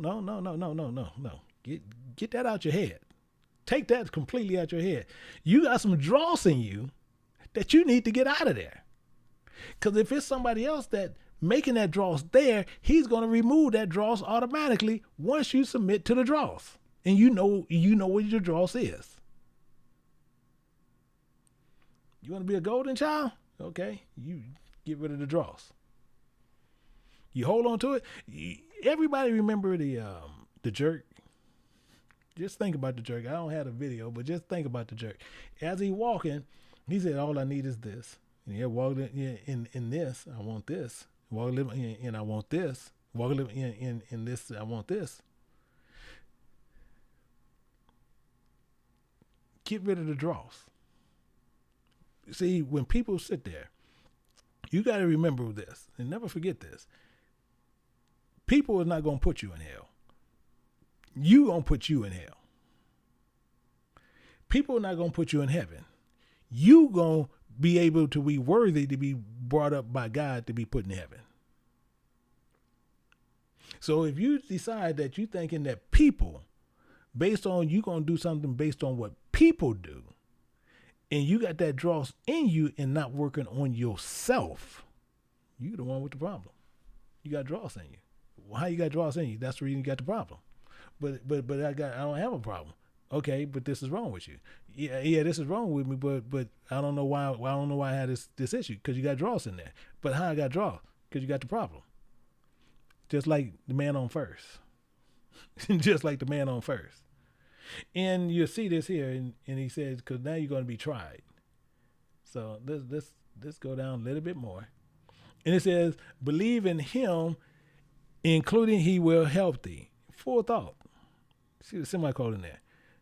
So you got to believe in him, and then he'll help you. It ain't saying they gonna help you or this other one gonna help you. He gonna help you. But did you recognize the dross? Did you see the dross? Did you see the sin? The littlest things in the world can get you caught up in sin. The smallest thing in the world. People sit there and think, oh, well, I can do this, I can do that, and I still get away with it. Oh, no. He gonna make you follow the contract. You following the contract. You don't follow the contract, dross is there. That's sin. It's automatic. And you want him to get out the sin, so he gonna burn it out. Your heaven gonna be as brass and your earth gonna be as iron. You going through a furnace. He's gonna burn it out of you. And the first thing he said, man, this is what I got to go through to be a golden child. Hell, do you want eternity? You tell me somebody who don't want eternity. I'll tell you somebody who I don't even know why they on this channel. We want to make sure we be proven on what we need to be doing. You got to make sure, and he's going to consume all sin. He got to burn it. So the same thing is, actually, have you ever had some of the guys don't know what I'm talking about. Like you be trying to get something and you trying to get this, you trying to just get this nut, you trying to get this nut loose. This nut, you just can't untie. This nut is just stuck. You doing everything. You go get WD-40, you spraying WD and trying to make this nut loose. I know guys that sit there, some of the guys who work on cars and do different things, they'll know what I'm saying. You might have some women, they might, yeah, I know what you're talking. And you sit there and you just trying to get it loose. You just fighting to get this loose and just trying to make it loose and you just can't get it loose. Okay, it's the same thing with the dross in you. So he gonna put you through the furnace. And it didn't get loose the first time, guess what? He put you through the furnace again.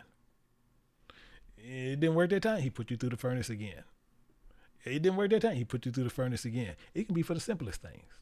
Smallest things. Is it dross? Dross is dross. Sin is sin. And he got to get it out. Sin can't reside in heaven. It's not going to be there. So you want to be a golden child, don't think that you're going to think that, well, I'm going to do it this way. Whatever he said, you do. You do it any kind of contrary way, it's dross. So you're going to be tried, proven. You're going to, just like a spoon dipped in. And the same thing is when you look at that, and you see when you try, have you ever cooked something? I just want to make sure we get it. Have you ever cooked something and you need a little bit of salt? You say, I need some salt in this. I need to put a little bit of that in it. I need to put some of this in that. And you tasting it and it's, oh, this almost tastes right. Okay, he's doing the same thing. You in the oven. And he's cooking you. You under this pressure. And you need a little bit more salt. And you're going right back in the oven. The fire, and he's going to put fire to you. Those are your desires of the flesh. He got to get that out of you. He got to get that out. So he's going to do whatever he need to do to get that out of you. It's going to hit you. I need a little bit of salt. I need this. I need some of it. I need to mix it with it. Mm-hmm. That's what's going on with you. And you see that there, and it's telling you, but it says, order thy way aright and trust in him. So you sitting there, you're getting worked over. You're getting worked over. He putting you through that fire. Oh Lord, I can't. Ooh. Have you ever actually same thing? Keep bringing about these different movies that come up sometimes. Just give you good examples. But remember Malcolm X, where Spike Lee. No, it was Denzel. He was getting his hair processed. And they put that lie in his head. And he, ooh, it's burning. They, oh yeah, it's working. It's burning. It's the same analogy. It's an identical analogy. But you got to trust in him. And is it working? Yeah, it's working. But you got to let it go. You got to let the sin go. You don't let it go, I'm going to keep burning. You're going to keep burning. That's what's going to happen. Let me see. And it says, ye that fear the Creator. So ye that desire the Creator, wait for his mercy, and go not aside, lest you fall. See, don't try to go your own way. Don't try to go your own way. See, I got to go another way. No, you can't go your own way. You got to go his way. In fact, let's bring up a little bit more. I want to just bring up a little bit more to make sure, because you got to go through it. You got to go through it, and it's burning. It's burning, but the quicker you let it go, the less burning you can go through. But the same thing is, you got to endure the burning. You got to endure it. And he tells you this as Christ tells you right here. He tells you, he says in Matthew chapter 24, verse 13, it says, but he that shall endure until the end, the same shall be saved. You got to let the cooking process happen. You got to let that go down. I know that heat is there. You want to jump out the frying pan, but you can't. You got to stay in the frying pan. You got to be done. You got to be done. So I just want to make sure that we clearly understand what's happening. And people, it's kind of funny in a way, but we know it's serious because we know these ailments that be put on us is there for our learning, but it's based on your reasoning on what you're going to do. So you sit there, why this happened to me? It can be for one little thing, but he'll do something completely different that you wouldn't even understand. You can go to the doctors and everything. They can't figure it. I don't know why. I don't know why this is happening to you. I don't know. I don't get it. And yeah, I know why. And we'll see this in Daniel chapter 3, verse 7, 6. Actually, we want verse 17. It says, providing it be so, our God whom we serve is able to deliver us from burning fiery furnace. We got this burning fiery trials that's happening to us, including he will deliver us out of thy power, O King. So whatever ruling it, he can deliver us from it. But we got to be willing to let the stuff go. Because he tells them, but if not, be it known unto thee, O King, that we will not serve thy gods, nor worship the golden image thou hast set up. So no matter what, some people are going to tolerate, and they're going to say, run, tell you what, I'm going to go to the doctor, get a shot, boom, thing, wham, bam, thank you, ma'am, and move on. Thinking that's what he's telling you. No. Understand what is happening to you. Where's the dross?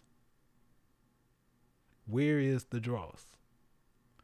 We had the same thing with these three Hebrew boys here in the furnace. In the world of affliction and the desires of fleshly things.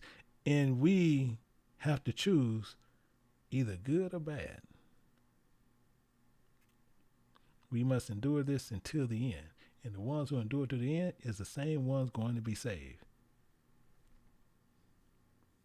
So the furnace is set up to remove the adversities. Now we know that. The thing is set up to remove the adversities. And most of us don't look at it that way. The point, we have to wait upon the Spirit of the Creator and not man. We can't be doing that. We cannot wait upon man to save us. That is craziness. When you look at Psalms, and Psalms that shared a little bit of life for us. Psalms share a little bit of life for us. And you can find this pinned over here in Psalms 106, chapter 7. Including he saved them from the power of him that hated them, and redeemed them from the power of the enemy. The enemy is what you're going through. The enemy is what you're going through. If you want to be this golden child, you looking and you want to go through this process. You have to go through this process because that's the only way you can reach it. But we have to go through this furnace. This furnace we have to go through. And if you're not willing to go through the furnace, then you're not willing to be tried, then there's no reason for him to sit there thinking that you'll be chosen, because it's not going to happen. You're not willing to go through the furnace at all. But we have to go this way to where you want to find out what the dross is. You want him to look at you and know where it is, and he's going to show you where the dross is. David says it many times. Check him out. He says, and David said, hey, look at me, Lord. If I have sin in me, hey, get it out. The same thing. And we see in Wisdom of Solomon, he says, comparing gold in a furnace, has he tried them? Comparing gold, went into a furnace. Gold goes into a furnace to remove the dross. That's the only reason it goes through a furnace. And he's telling you, comparing gold to this in the furnace, he have tried them. He's trying you. You want to see how you're going to come out based on your reasoning. Your reasoning, and based on the choices you're going to make, is between eternal life and eternal damnation. It's right there. Including receive them as burnt offerings. We got to know what all this to mean. Because you got to remember, he's speaking in a time back then, and we try to use it for everything differently now. That's why people sit right here and talk about these sisters that's sitting in there. They taking the time, they putting in all this strenuous pressure and time, they're making sure that they got verses and telling you what stuff mean. But you just can't sit there and look at, oh, this is slick. You take your butt and you study it. Learn what you need to do. Learn what you need to do. We ain't over here, oh, if y'all like what you heard over here, leave some money. You don't see no donations or nothing there. Learn what you need to do.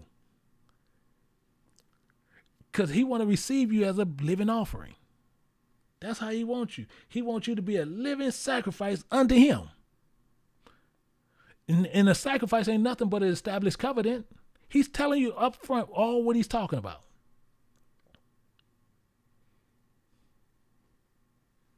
What he's making sure of. This is how he want to receive you.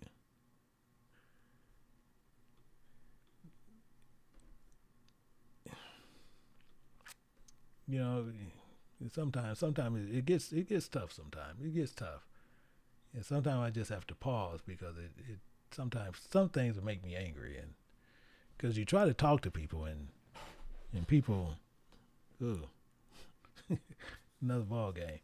In Psalms chapter 12, and we'll see this states in verse 6.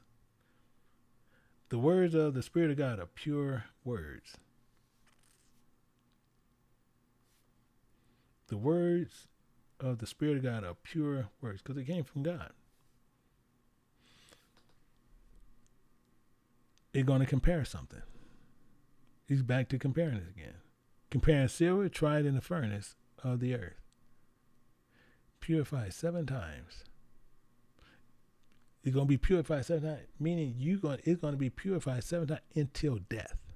That's what it's telling you. Till completion, till you are dead.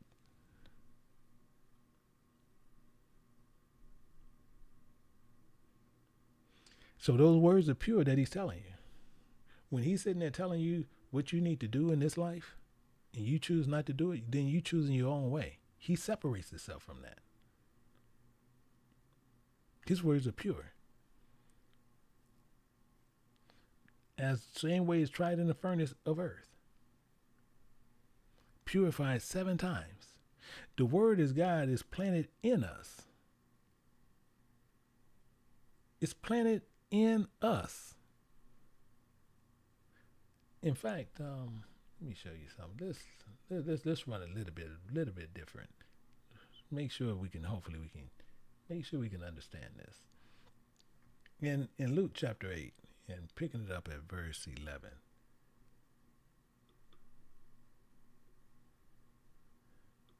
The words is pure. It's telling you that right there. In Luke chapter 8 and verse 11, it says, now the parable is a parable. The parable is this, the seed. And people, you understand a seed, they talking about money. It's not talking about money in the Bible. The seed is the word of God that is supposed to be in you.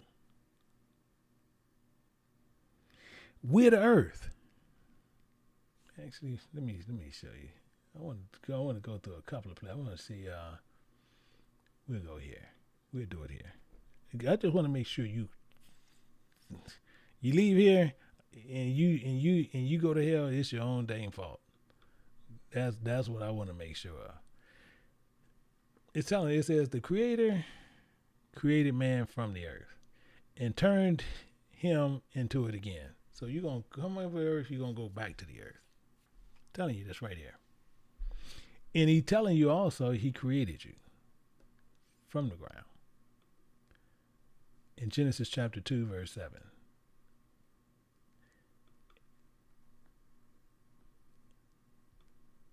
And it says, the Spirit of God formed man of the dust of the ground. He's telling you, he made a vessel from the dust of the ground and breathed into his nostrils the breath of life, and man became a living soul. We became vessels. We became vessels of God. These are things we became from God. He's making this so clear to us. So clear. And we just choose all our own ways. And this is why, I sit there and some people can sit there and say, it's easier ways to say this and do things. No, because the main thing is with preachers, people call themselves Bible scholars and they keep saying the Bible changes here and there. That just shows you ignorance. Tells us here in Wisdom of Solomon chapter 15 and verse 7, it says, for the potter tempering soft earth. That's why he puts the water in that pit. Soft earth. And then he gets it, he takes the soft earth out, and then he fashions every vessel. He's telling you right there, he fashioned every vessel with much labor for our service. Yea, of the same clay he maketh both the vessels that serve for a clean use, for clean uses, including likewise all such to serve the contrary.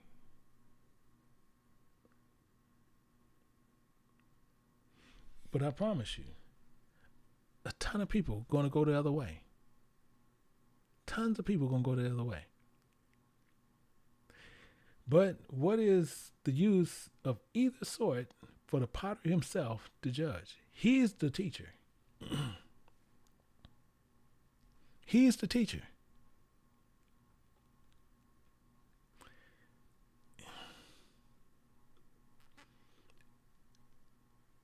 Sometimes that's why I say, sometimes you just lose words to say because so many people are going to be ignorant to scripture no matter what, because they're going to believe silliness. And as it's telling, it's in the judge. The furnace proveth the potter's vessels. So we're here to prove because we want to see what our reason. It says, so the trial of man is his reasoning. The trial of man.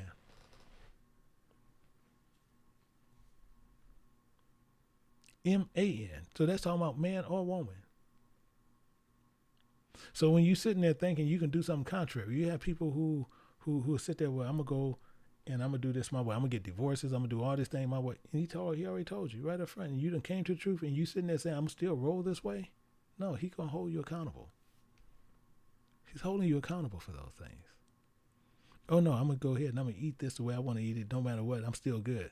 No, he's going to hold you accountable. He's holding you accountable for this. He want to see what your reasoning is. And some people say, well, I still live to be whatever age. He appointed that time for you from the beginning. He's not going to change anything.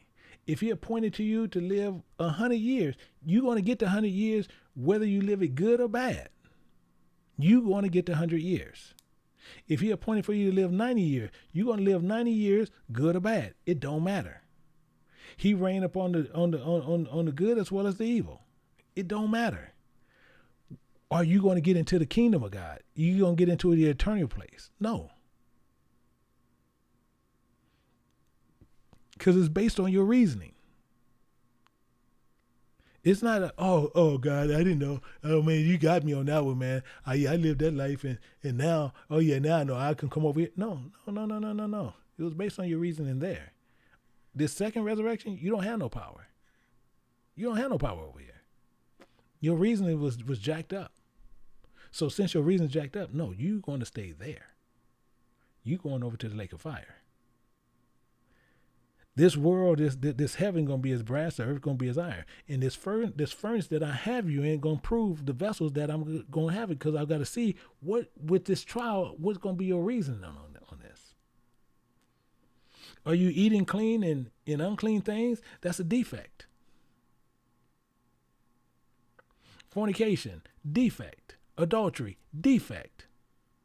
The dross that must be removed from the vessels, it's a reapproach. It's the vanities of the world and the riches of deceit of this world. And ye have world that's these earthly vessels, and you sitting there talking about it was created by God, and God produced the fruit that he want to make sure. So he planted that seed there, and he want to see what fruit is going to be produced from that ground. So don't think when you come here, you're not going to be tried. You're going to be tested. You want to go through it, you're going to be tried. You're going to be tried. That's a zero-sum game. Let's go to Zechariah. I want to take you somewhere. In Zechariah chapter 13. Chapter 13, and we're going to look at verse 9.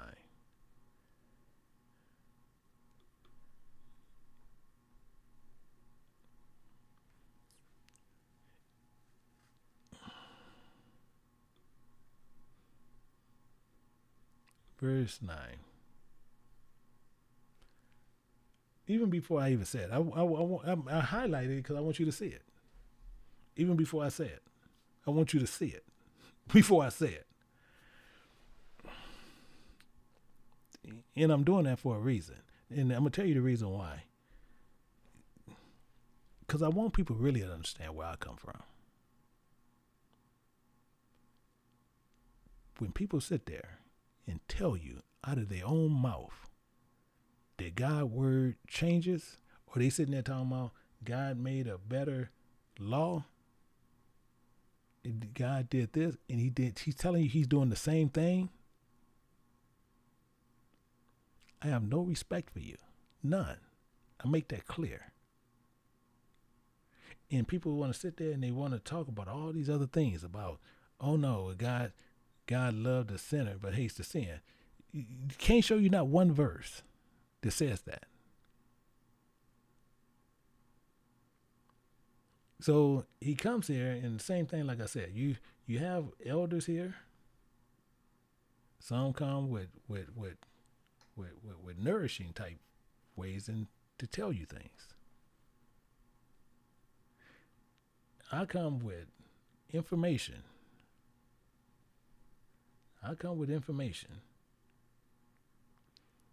Based on my training. I'm going to tell you what he said. If you don't want it, that's why I tell people, this channel goes up and down. Find one. Because if you want to go to hell, go to hell. If you want to go to heaven, hang out, learn, check and make sure everything we got here, why you see all these Bibles up here, to make sure you can see exactly what is coming out of my mouth, so you can put in the work to where you can be one of the ones that he's looking for in these last days. If you're not planning on doing that, then you're at the wrong place. He said this here. I'm saying that to say this. It says, including I will bring the third part through the fire and will refine them, comparing again, silver is tried. Refine them as silver is refined. Including I will try them, comparing gold is tried. They shall call my way, I will hear them. I will say, it is my people, and they shall say, the Spirit of God is my God. Now, the problem we have here, some of them, it's not going to make it, because he's telling you right there. You go up a verse, and you can even see, it says, and it shall come to pass when the land saith the Spirit of God, 2 parts therein shall be cut off and die. 2 parts is going to die. Actually, I'm going to show it to you. I want to make sure we clearly get this. Clearly get this.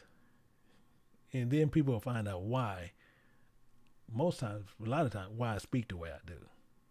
Because this actually can answer a lot of it.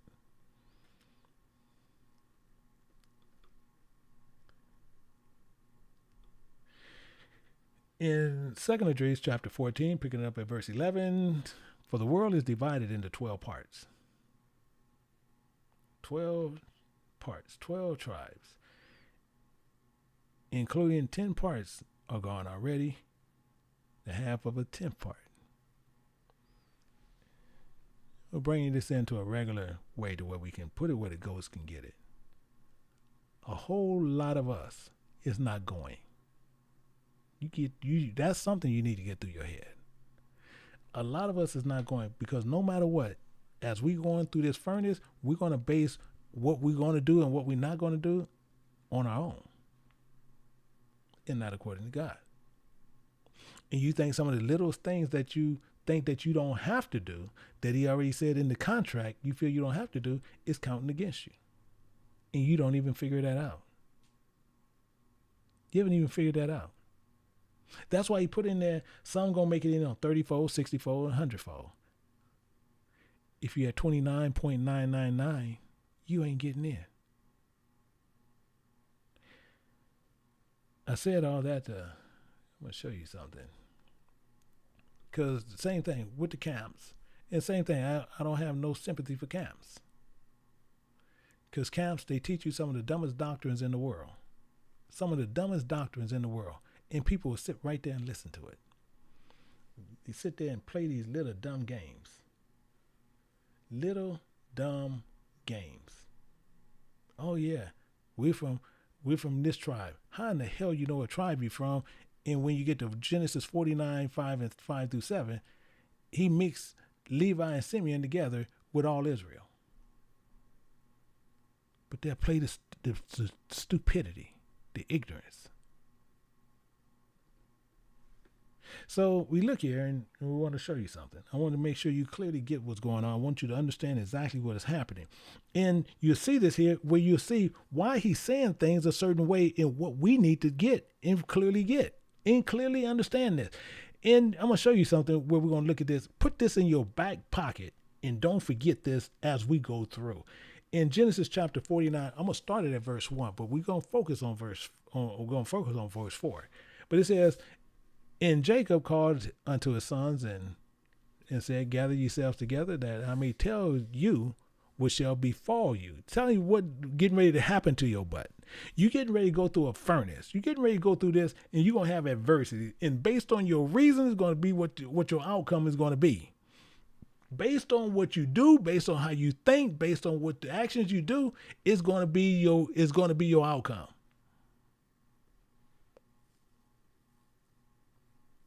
I want you to get this. And actually, we're going to tell you what, better yet, everybody who sit there and he's telling you what's going to befall you, I want everybody who understands just that verse. I'm going to tell you what shall befall you in the last days. If you understood it, say yes. If you don't, no. Because he's getting ready to break something down to you. And we're going to make sure you get it. I'm going to make sure you get it. If you understood it, yeah. If you don't, no. Sit there and make sure we get this.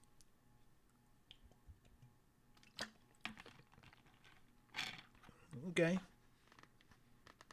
So we understand it. We got some people who ain't going to answer who don't understand it. So we get it. We getting it. And we have one or two saying they don't get it. He's telling you right up front. And the one who said no, I just wanted to, just like I said, I want to make sure we understand this before we move further in this. Cause we gonna get this one. Let me sit there and we got one. So I'm gonna make sure we clear here. I want to make sure we 100% clear here. He's telling you what's going to befall you. He's telling you what is going to happen to us as we going through the furnace. And it's going to be based on our reasoning is what's going to happen. So he's saying, as you go through here, it's some things that's going to happen to you. So that's what he's saying. I'm going to tell you what's going to happen to you as you getting ready to go on this journey of life. That's what he's saying. And hopefully the one who said no, did that help you out? And I think that was Sister Fania said that. She said no. Did that help you out? Because that's what he's saying. That is literally what he's saying. He's saying, you guys getting ready to go through this journey of life, and these things is going to happen to you. That's what he's saying. If you understood that, put a yes. If you still don't understand, say no. So I'm waiting on Sister Fania to make sure she get it. Because at one, she can want to make sure, Sister Fania, you understood that, say yes. If you don't, still just say no. It's that clear because we getting ready to go through this. And I'm still waiting on Sister Fania. Because if not, I might have to just move forward. But I'm trying to make sure you get it because it's a simple yes or no. So main part of that is that. And, okay, so I know it don't take that long to type no or yes. So I'm going to move forward. I'm just going to take it that you said yes to it because I can't sit and just wait for that long period of time. So let me go ahead and move forward. So the main thing is this. He's telling us that for a reason. That is for a reason. Now, I'm going to show you what the reason is. I'm going to show you what the reason is on this. He tells us this here's the catch right there. That's the catch right there. That is the catch. He says, gather yourselves together and hear, ye sons of Jacob. Hear you ones according to the flesh. That's the catch. That's why it's going to be based on your reasoning, because your reasoning is what's going to get you caught up. Now, he's going to say some more. He said, now you sons of the flesh, just take it as Jacob. When he's saying Jacob, just keep it in your mind. He's talking about sons of the flesh. He says, and hearken, this the one you're going to pay attention to. Unto Israel, your father. That's according to the Spirit. I want to make sure you guys understand that. So the one, you sons of Jacob, you guys have the opportunity to become spiritually eternal life. You can become part of this eternal life. You can become a golden child. So you got to watch this way. This is what he's saying. This is what he's saying. Now we're going to see how this works out. Now he talks about Reuben. He's talking about Reuben is his firstborn. But we're going to understand here, just like I said, we're going to concentrate on verse 4. And this is why I want you to understand this. And he says this in verse 4. He says, Reuben, he's unstable as water. So he's unstable in knowledge. And it tells you more. Thou shalt not excel. You ain't going to excel according to the flesh. Period. There's a forethought there. Because thou wentest up to thy father's bed. Interesting. Found his father's nakedness. Then defilest thou it. He went up to my couch. That's how we got caught. So people sitting there talking about him, and they want to sit there, oh, I'm from the tribe of Reuben. I'm trying to. There's stupidity on top of stupidity on top of stupidity. People worry about, oh, I'm from the tribe of Judah. I'm from the tribe. Idiots. Ain't nothing else to call them.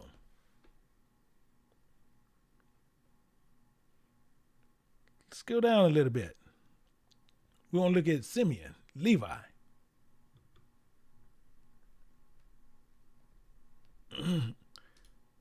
He talks about them. According to the flesh, this is what's going to befall you on this journey. And he says, Simeon and Levi are brethren. Instruments of cruelty are in their habitation. Instruments of cruelty. Instruments of anger, and where it should be love, joy, peace, long suffering, happiness, goodness, meekness, temperance. But what are they? They're instruments of cruelty. And if you're going to be an instrument of cruelty, you ain't going to be in the kingdom.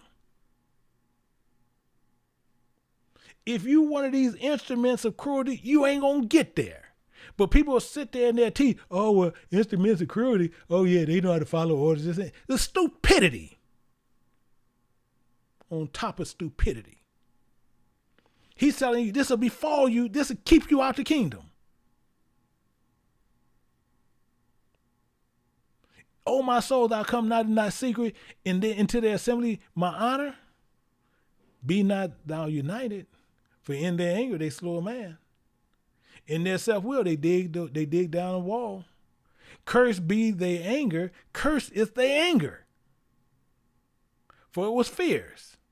So they so a certain way and crazy in their wrath, for it was cruel. It's cruel what they did.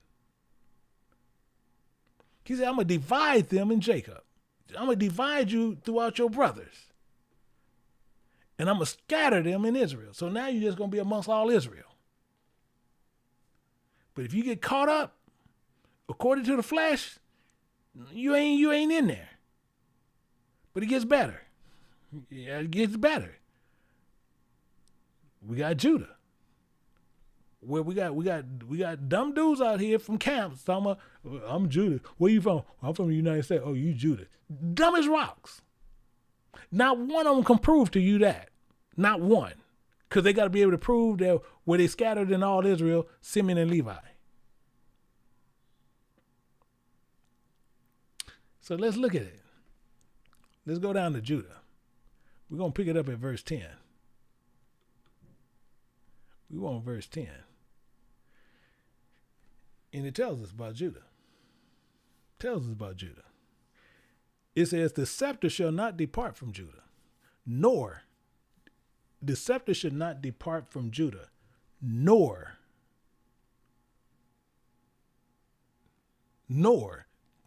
you might well put including there, a lawgiver from between his desires, until Shiloh comes, until whose right it is comes.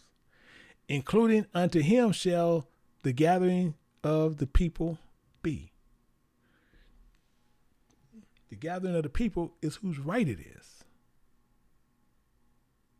The scepter is the rod, is the symbol of authority, and it's not going to depart out of Judah. Why? Judah is praise, or a lawgiver from his desires. And the one whose right it is come, and he's going to be claiming it. The rights to the kingdom. He ain't talking nothing crazy. He's telling you exactly what it is. But it's hidden in a parable, so you got fools out there teaching, what country are you from? Oh, I'm from here. Oh, you Zebulun. No, that's stupidity.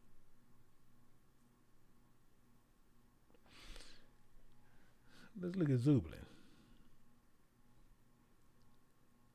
These what's going to befall you. These are things that's going to befall the flesh. That's why a lot of them not going to make it. Zebulun shall dwell in the haven of the sea.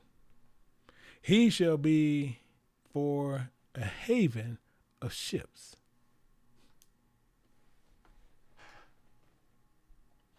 I'm only pausing for effect.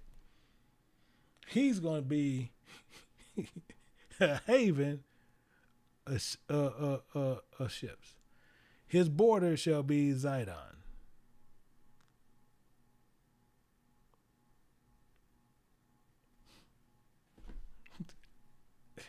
I don't even get it. Zidon is talking about fishing. Seeing what you're good for. Golden child? Is it good for a golden child? Go play that game if you want to, Zidon. Go play that. Issachar. And see, and these are things that Campston got people so stupid ignorant on, it's unreal. In not understanding this entire book is spiritual. And they looking at it the whole other way. But watch what he's talking about here on Issachar. Issachar is a strong ass crouching down between two burdens. Crouching down between two burdens.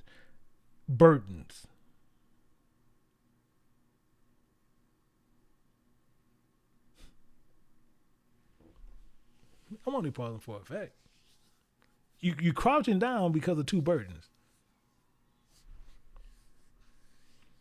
Your butt laying down between two places, and now your butt is paying tribute, is what it's telling you. Actually, it tells you, you go to verse 15. It says, and he saw the rest was good. Oh, yeah, I can kick it over here. And it was pleasant, and he bowed his shoulders to bear and became a servant to tribute. Became a punk. Ain't nothing else you can call it. He became a punk.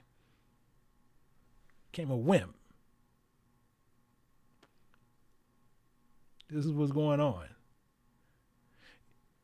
This is all according to the flesh. These are things that are going to be false, but you need to hearken to Israel. But you're going to sit there. You got so many people going to hearken to the flesh. Anyone sitting in a building is hearkening to flesh. Meaning they ain't going. I don't care how they can tell you whatever they want to tell you. They won't see no kingdom.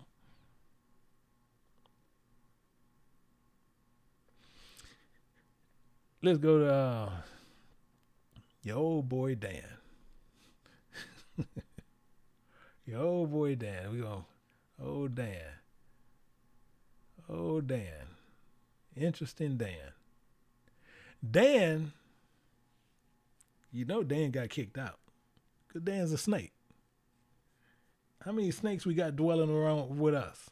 Dan's a snake. And it says, Dan should be a serpent by the way, an altar in the path that biteth the horse's heel, the doctrine's heel, that so the rider fall backwards. Interesting, isn't it? Interesting, isn't it? He's a snake. The same as you see the churches of Christ, the churches of Bethlehem, God, Holiness, and all these other churches. Same thing. No difference. Same identical thing. These are nothing more than snakes. Make you fall backwards.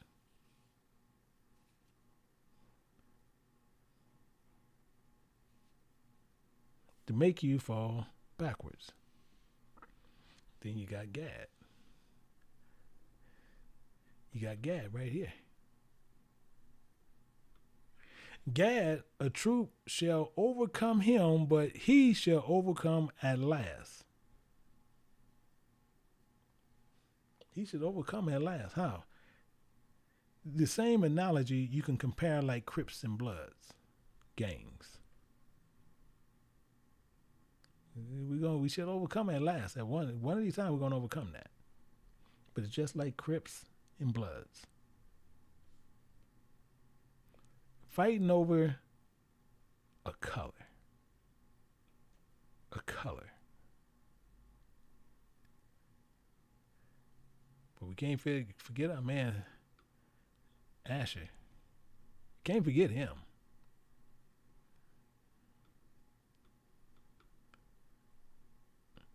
Asher, out of Asher, his bread, his knowledge should be fat. And he should yield royal dainties. Ain't that interesting?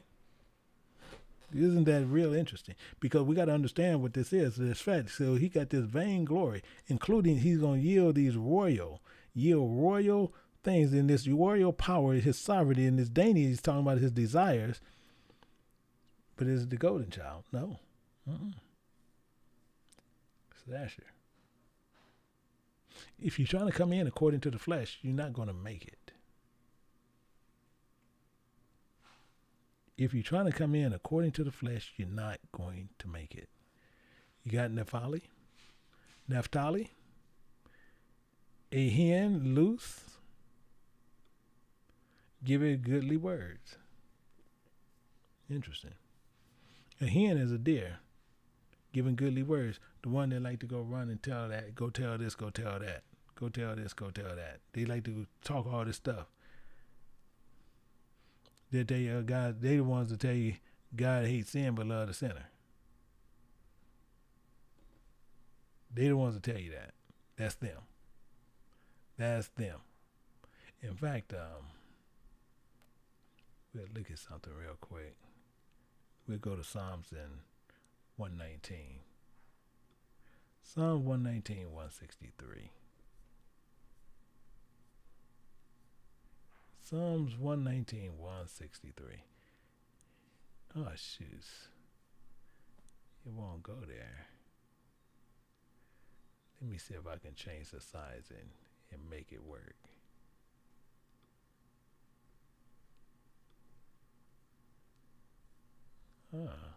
Still didn't do it.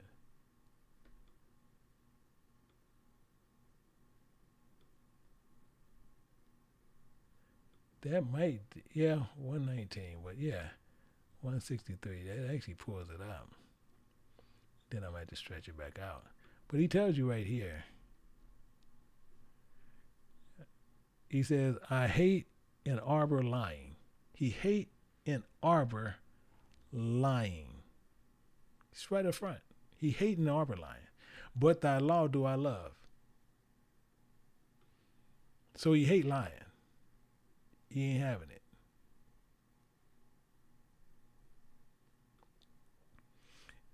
But people will tell you he hates the sin but loves the sinner. He hates sin but he loves the sinner. In the main part of this, when you look at this, we still go back to the foundation of our contract. Leviticus in chapter 20. In verse 23.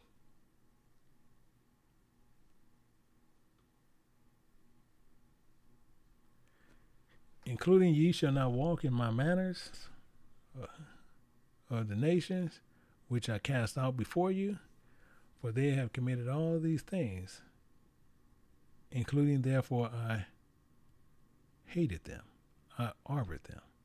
He's telling you up front. And I want to make sure, even with camps, I want to make sure you understand something. We have camps coming over here also, and they like to come over here thinking they're getting something, but the same thing is what he's talking about and what you got to see. Because when you look at Deuteronomy chapter 23 and verse 7, how they sit on street corners and they do this. It says, thou shalt not harbor, you shall not hate an Edomite. But they want to tell you, even though they do it wrong, but they talk about the white man as an Edomite, which is still not true. But let's say it was true. Let's just say it was true. Even though we know it's not true, let's say it is true. It says you shouldn't hate an Edomite, for he is thy brother. Thou shalt not harbor an Egyptian, but thou was a stranger in his land. So you out there hating on somebody, he's your brother. So it shows you how foolish your doctrine is. Shows you just how foolish your doctrine is 100%. 100% of the time. But he's going to tell you about something that you need to be doing. We're going to look at Joseph. We want to understand Joseph.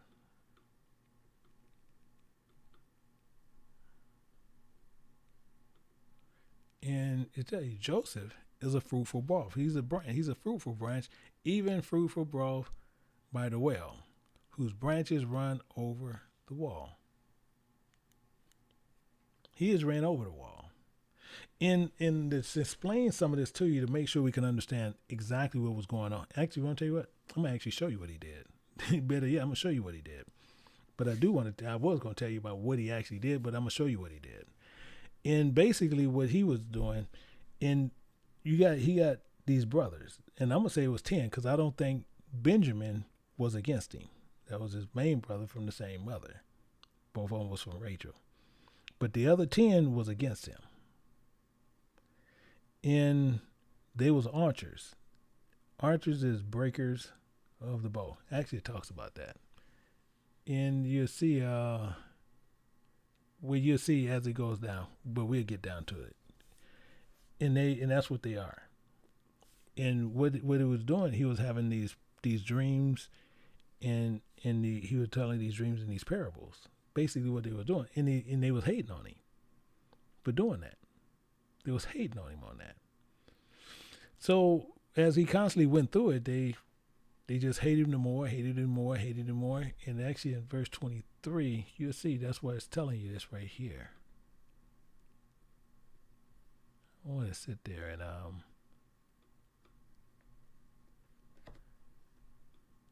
it says the archers have sorely grieved him. They hated him. They hated this man. But let me show you who these archers are. I want to show them to you. We're going to go over here to Genesis because, like I said, because it's easier to show it to you than to try to explain it another way. But he's the one that received the double portion.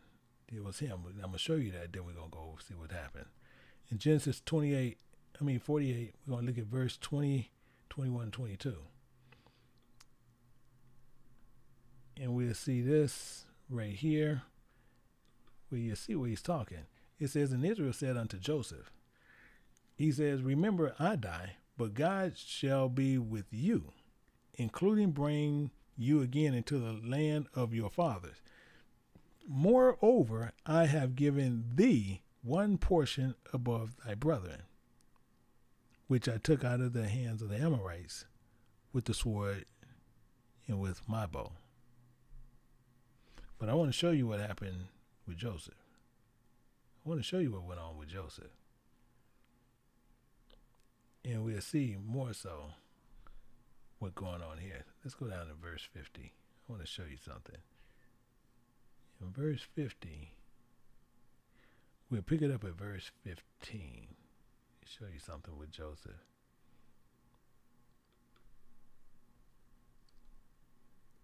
You see it here.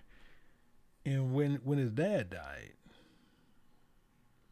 his brothers want to show their pure ignorance, because you got to remember his brothers sold him into captivity. So I want you to see the ignorance. So it says, when Joseph's brothers saw that their father was dead, they said, Joseph, will thou peradventure hate us, and will certainly requite us all. Meaning he gonna do something to him. Us all the evil which we did unto him. This is what they're nervous about. Verse 16. Including they sent messengers unto Joseph, saying, thy father commanded before he died, saying. Now you know this is a bold-faced lie, because daddy just would have told him. So we know this is a bold-faced lie that they're getting ready to tell. It's telling you right up front. And they said they sent messengers to him to say, and so they said unto Joseph, forgive. This is what they want. Forgive. I pray thee now the trespass of thy brethren for their sin, for they did unto thee evil. And now we pray thee forgive the trespass of thy servant of the God of thy fathers. And Joseph wept when they spake unto him. Yeah, because he's talking about they dumb as box of rocks. They dumb as rocks on this. This is the problem. So what happened is he going on. It says, and the brethren also went in and fell down before his face, and they said unto him, and they said, remember, we be thy servants. Now, Now this is what they hated him for.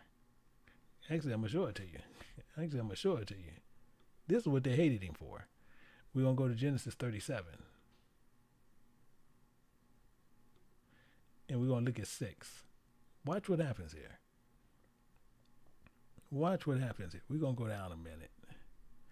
So it said, and he said unto them, Here, I pray thee, this dream that I have dreamed. This is talking about Joseph, because you see in verse 5, it says, Joseph dreamed a dream, and he had told to his brother, and they hated him yet the more. And he dreamed another dream. So we see what's going on. Verse 7, he said, For remember, we were binding sheaves in the field, and lo, my sheaf arose, including also stood upright. And remember your sheaves, talking about his brother, your sheaves stood round about, and they made abstinence to my sheaf, meaning they bowed down to it. So his brothers got kind of upset behind it. I get it, but they got upset. Then they said this. His brother said unto him, Shall thou indeed reign over us, or should thou indeed have dominion over us? And they hated him yet the more for his dreams, including for his words. This what he was just burning them up. So but it wasn't stopping. And Joseph saying, so he dreamed yet another dream and told his brother and said, Remember, I have a dream. I have dreamed a dream. You see, all it's doing is pissing him off. But he keep telling him, I dreamed, I didn't add another dream. So you're going to tell him what the dream is. So he's telling him right there where he said, I dreamed a dream. And he said, Behold, I dreamed a dream, one dream more. Remember, the sun and the moon and the 11 stars, talking about his brothers, made absent of me. They all bowed down, including his mama and his daddy. And he told it to his father and his brother. And his father rebuked him. Now, mind you, his mother's dead. So that's telling you that's straight out of the dream. But now you see what happened. So now his father rebuked him and said unto him, What is this dream thou hast dreamed? Should I and thy mother and thy brother indeed come and bow ourselves down to the earth? But watch this. His brothers envied him, and his father observed his saying. See, his father didn't trip. He just sitting there and said, we couldn't do this. So he's dang, what's going on with Joseph? He ain't tripping with Joseph. But everybody else did. This is where the problem is. So we're going to go through some more of this problem. We're going to go through some more of this. So now we're going to go back over here. We want to look at this with Joseph. So when he sent these messengers to Joseph and they told Joseph these things, and they told him forgive him for their sins, we know this is all BS. Because his daddy would have told him. His daddy would have told him, hey, Joseph, can you forgive your brothers for what they did? And he didn't even know, because they just told his daddy that Joseph lives in Egypt when they would have told him then. So it's all a lie from the beginning. And we'll see, we'll pick it up at verse 18. So his brothers went and fell before him, and they said unto him, we be thy servant. Now watch what happens. And Joseph said unto them, fear not, for I am in the place of God. So he's telling you, hey, for him to do something to them, is he in the position of God to punish him? That's what Joseph's saying. That's showing you how much of a man of God this man is. Because he's telling you, I'm not in that kind of position. He says, but, however, as for you, ye thought evil against me, but God meant it unto good, to bring to pass as it is this day, to save much people alive. Now, for that reason, fear not. I will nourish you, including your little ones. And he comforted them and spake kindly unto them. It's telling you right there. You ain't gonna do nothing jacked up to him, because he's saying he's not in that stead. He's not in that position to do it. He's telling him right up front. So Joseph, he really went a long way with this. He went a long way with this. But now we're gonna see the other one. We're gonna see what's going on with Benjamin. We want to see what's up with Benjamin. Benjamin's a whole nother cat. Benjamin, I don't know why. Well, leave it there. It says, Benjamin shall raven as a wolf. In the morning he shall devour the prey, including at night he shall divide the spoil. So we need to understand what certain things mean to understand what's going on here. Because raven, as we see right here, this raven here is not talking about a raven as a bird. Raven is talking about seize their possessions. So it's telling you Benjamin shall seize their possessions as a wolf, meaning as a legion, meaning as a tribe of people. They're gonna be a gang. That's how they're gonna get you. That's what this is talking about. So raven as a wolf. So he's comparing him to a gang, because that's why you got wolf packs. That's why you got those. You guys get the picture. That's what that's based on. It says, in the morning he should devour the prey, and at night he should divide the spoil. Why? Because he's going to seize your possessions as a pack, as a legion of people. They're going to be a group of them. So that's why he's saying that. So this here, why the Bible makes it so clear. And based on that, that's why the Most High say, once you're going through this journey, that's why he's telling you right up front. I'm going to take you on this journey. And he says, now therefore, if you obey my voice, that's why he says, listen, you sons of Jacob, but hearken unto your father Israel.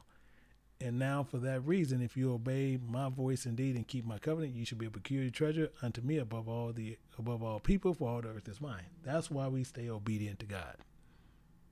For that reason, we can be that peculiar treasure that he's looking for. And that peculiar treasure actually comes out to where we can be that golden child. But it's based on obedience. It's based all on obedience, based on this here. And as you sit there and see this here, we'll go back over to Romans chapter 9, and we'll pick it up at verse 6.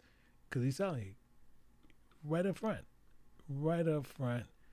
if you obey the voice and keep his covenant, you'll be a peculiar treasure unto him above all people, for all the earth is mine. But it's telling you right up front, not as though the word of God has taken none effect. For they are not all Israel which are of Israel, because all of them are not going to listen to Israel, your father. Everybody's not going to do that. That's the point he's making here. That's why he told you call you sons of Jacob and hearken unto your father Israel. That's why he says that. And the more so when you look it down here at verse 8, we know that,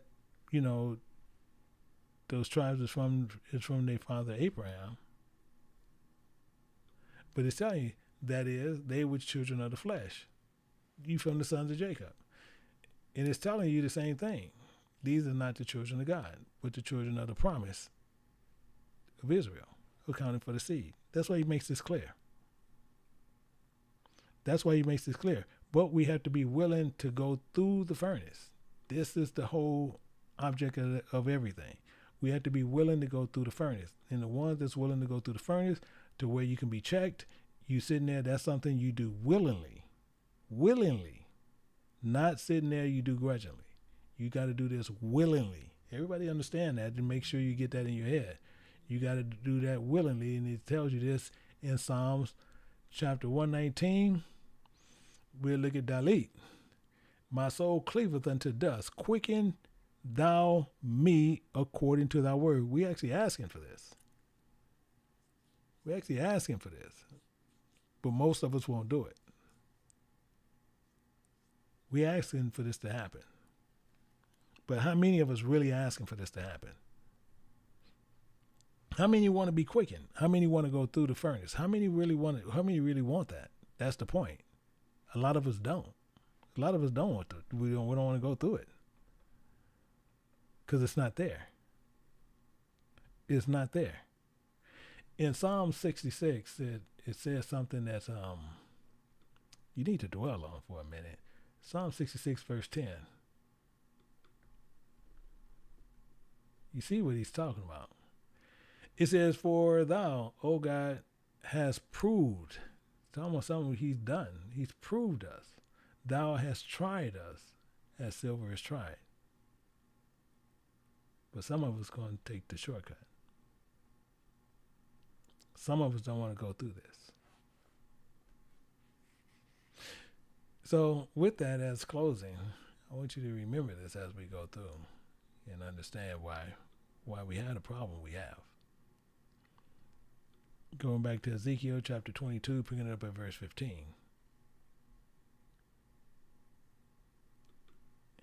On this journey, keep this in your mind and keep this in your pocket always, because we're going to understand a lot more. He says, I will scatter you among the heathens and disperse thee in the countries. I will consume thy filthiness out of thee. That's why we're going through this earth. That's why your heaven is one way and your earth is another. I'm going to spread you among everywhere. But based on your reasoning is what can save you. Based on your reasoning. And based on your reasoning is going to make the choice on whether you're going to live or die. That's what this is based on. It is based on the inheritance that you're seeking. So if you want the inheritance, we got to make sure we make the right choices all the time. In Matthew chapter 26 and verse 72. In verse 72.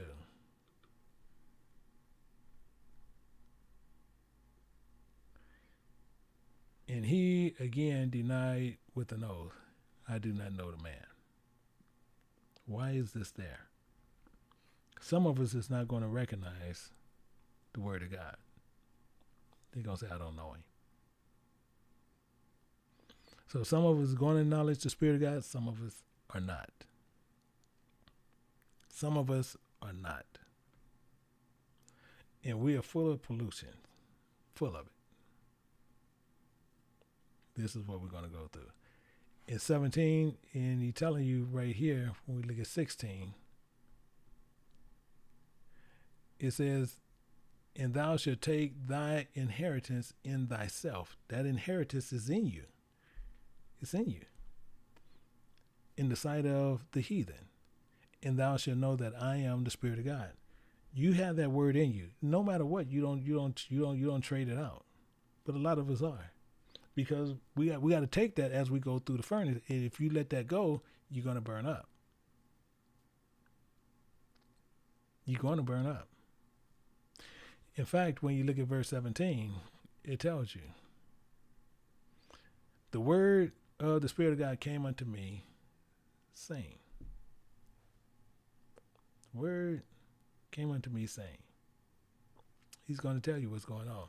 Son of man, the house of Israel is to me become dross. We become polluted. We are polluted.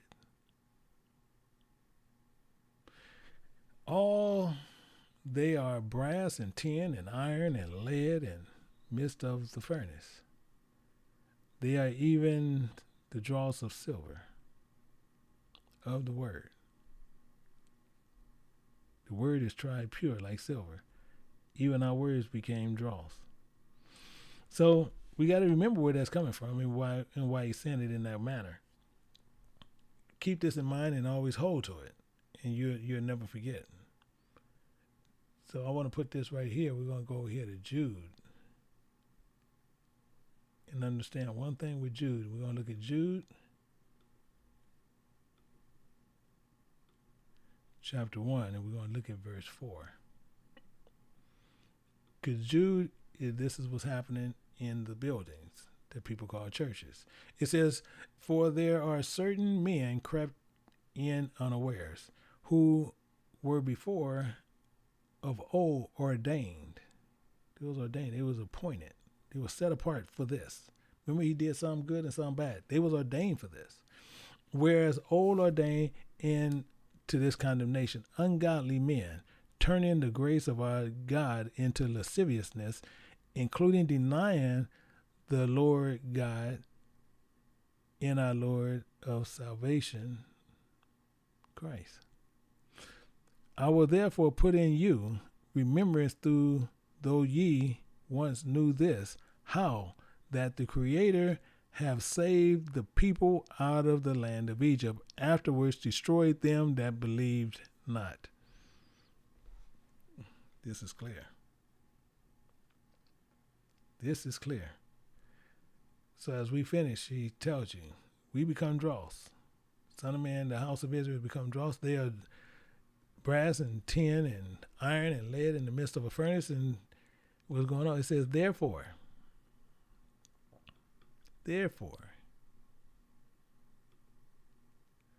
saith God, because ye have become dross, remember, I therefore will gather you in the midst of Jerusalem. This is what he's going to do. We're going to look at verse 20. It says, and gather the silver in brass and iron and lead and tin into the midst of the furnace, and blow the fire upon it and melt it.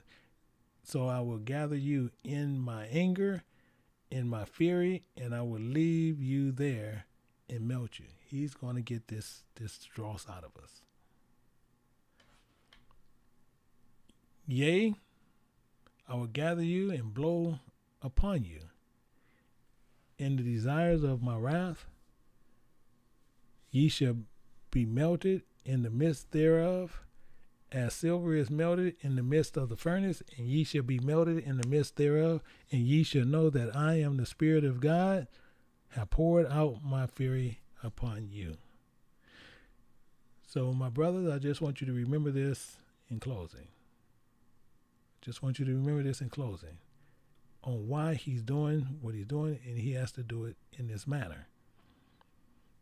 We'll find this in Isaiah 54, 7 and 8. For a small moment have I forsaken thee. He's not going to accept no dross. So for a moment, he hath forsaken thee. But with great mercies I will gather thee. In a little wrath I hid my face from thee, but for a moment. But with everlasting kindness will I have mercy upon thee, saith the Spirit of God, thy Redeemer. So we got to keep that in mind on what's going on today. We got to keep that on what he has said for us. So hopefully when you seeking that golden child, you know we got to go through the furnace. We going through a furnace.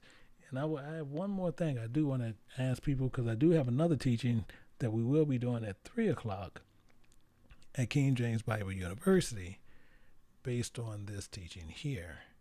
We will be going through, and we're going to look at the lives of Jack Evan and the Southwest colleges on what they teach on out of their book. And this one's going to be on the Pentecost, but we're going to be going through this. We're going to walk through, and I'm going to show you systematically how to tear down doctrine. And if you want to learn that, I'm telling you, just tune in over there, and we're going to show you exactly how we're going to start the process on how you actually tear down doctrine. We're going to do it a little bit, piece by piece. So it might be about an hour teaching, but you're going to see how to tear down doctrine. And also, what I want you guys to also do me a favor, because also for that class, I'm asking each and every person that's here currently right now, if you just put in there and just put what state or what country you're from, because I'm going to use that to show you something, to show you the illustration on what we're going to do. And we're not going to use your name per se, but we are going to use your country or the state that you're from based on what I'm going to do for the example that we're going to use. So if you could, just put that in there, and I appreciate doing that for me. And then as we're going through it. But what we want to make sure, as you guys continue and you see these things happening, we know now that we got dross in us. We have a lot of dross in us, and we have to get this dross out of us.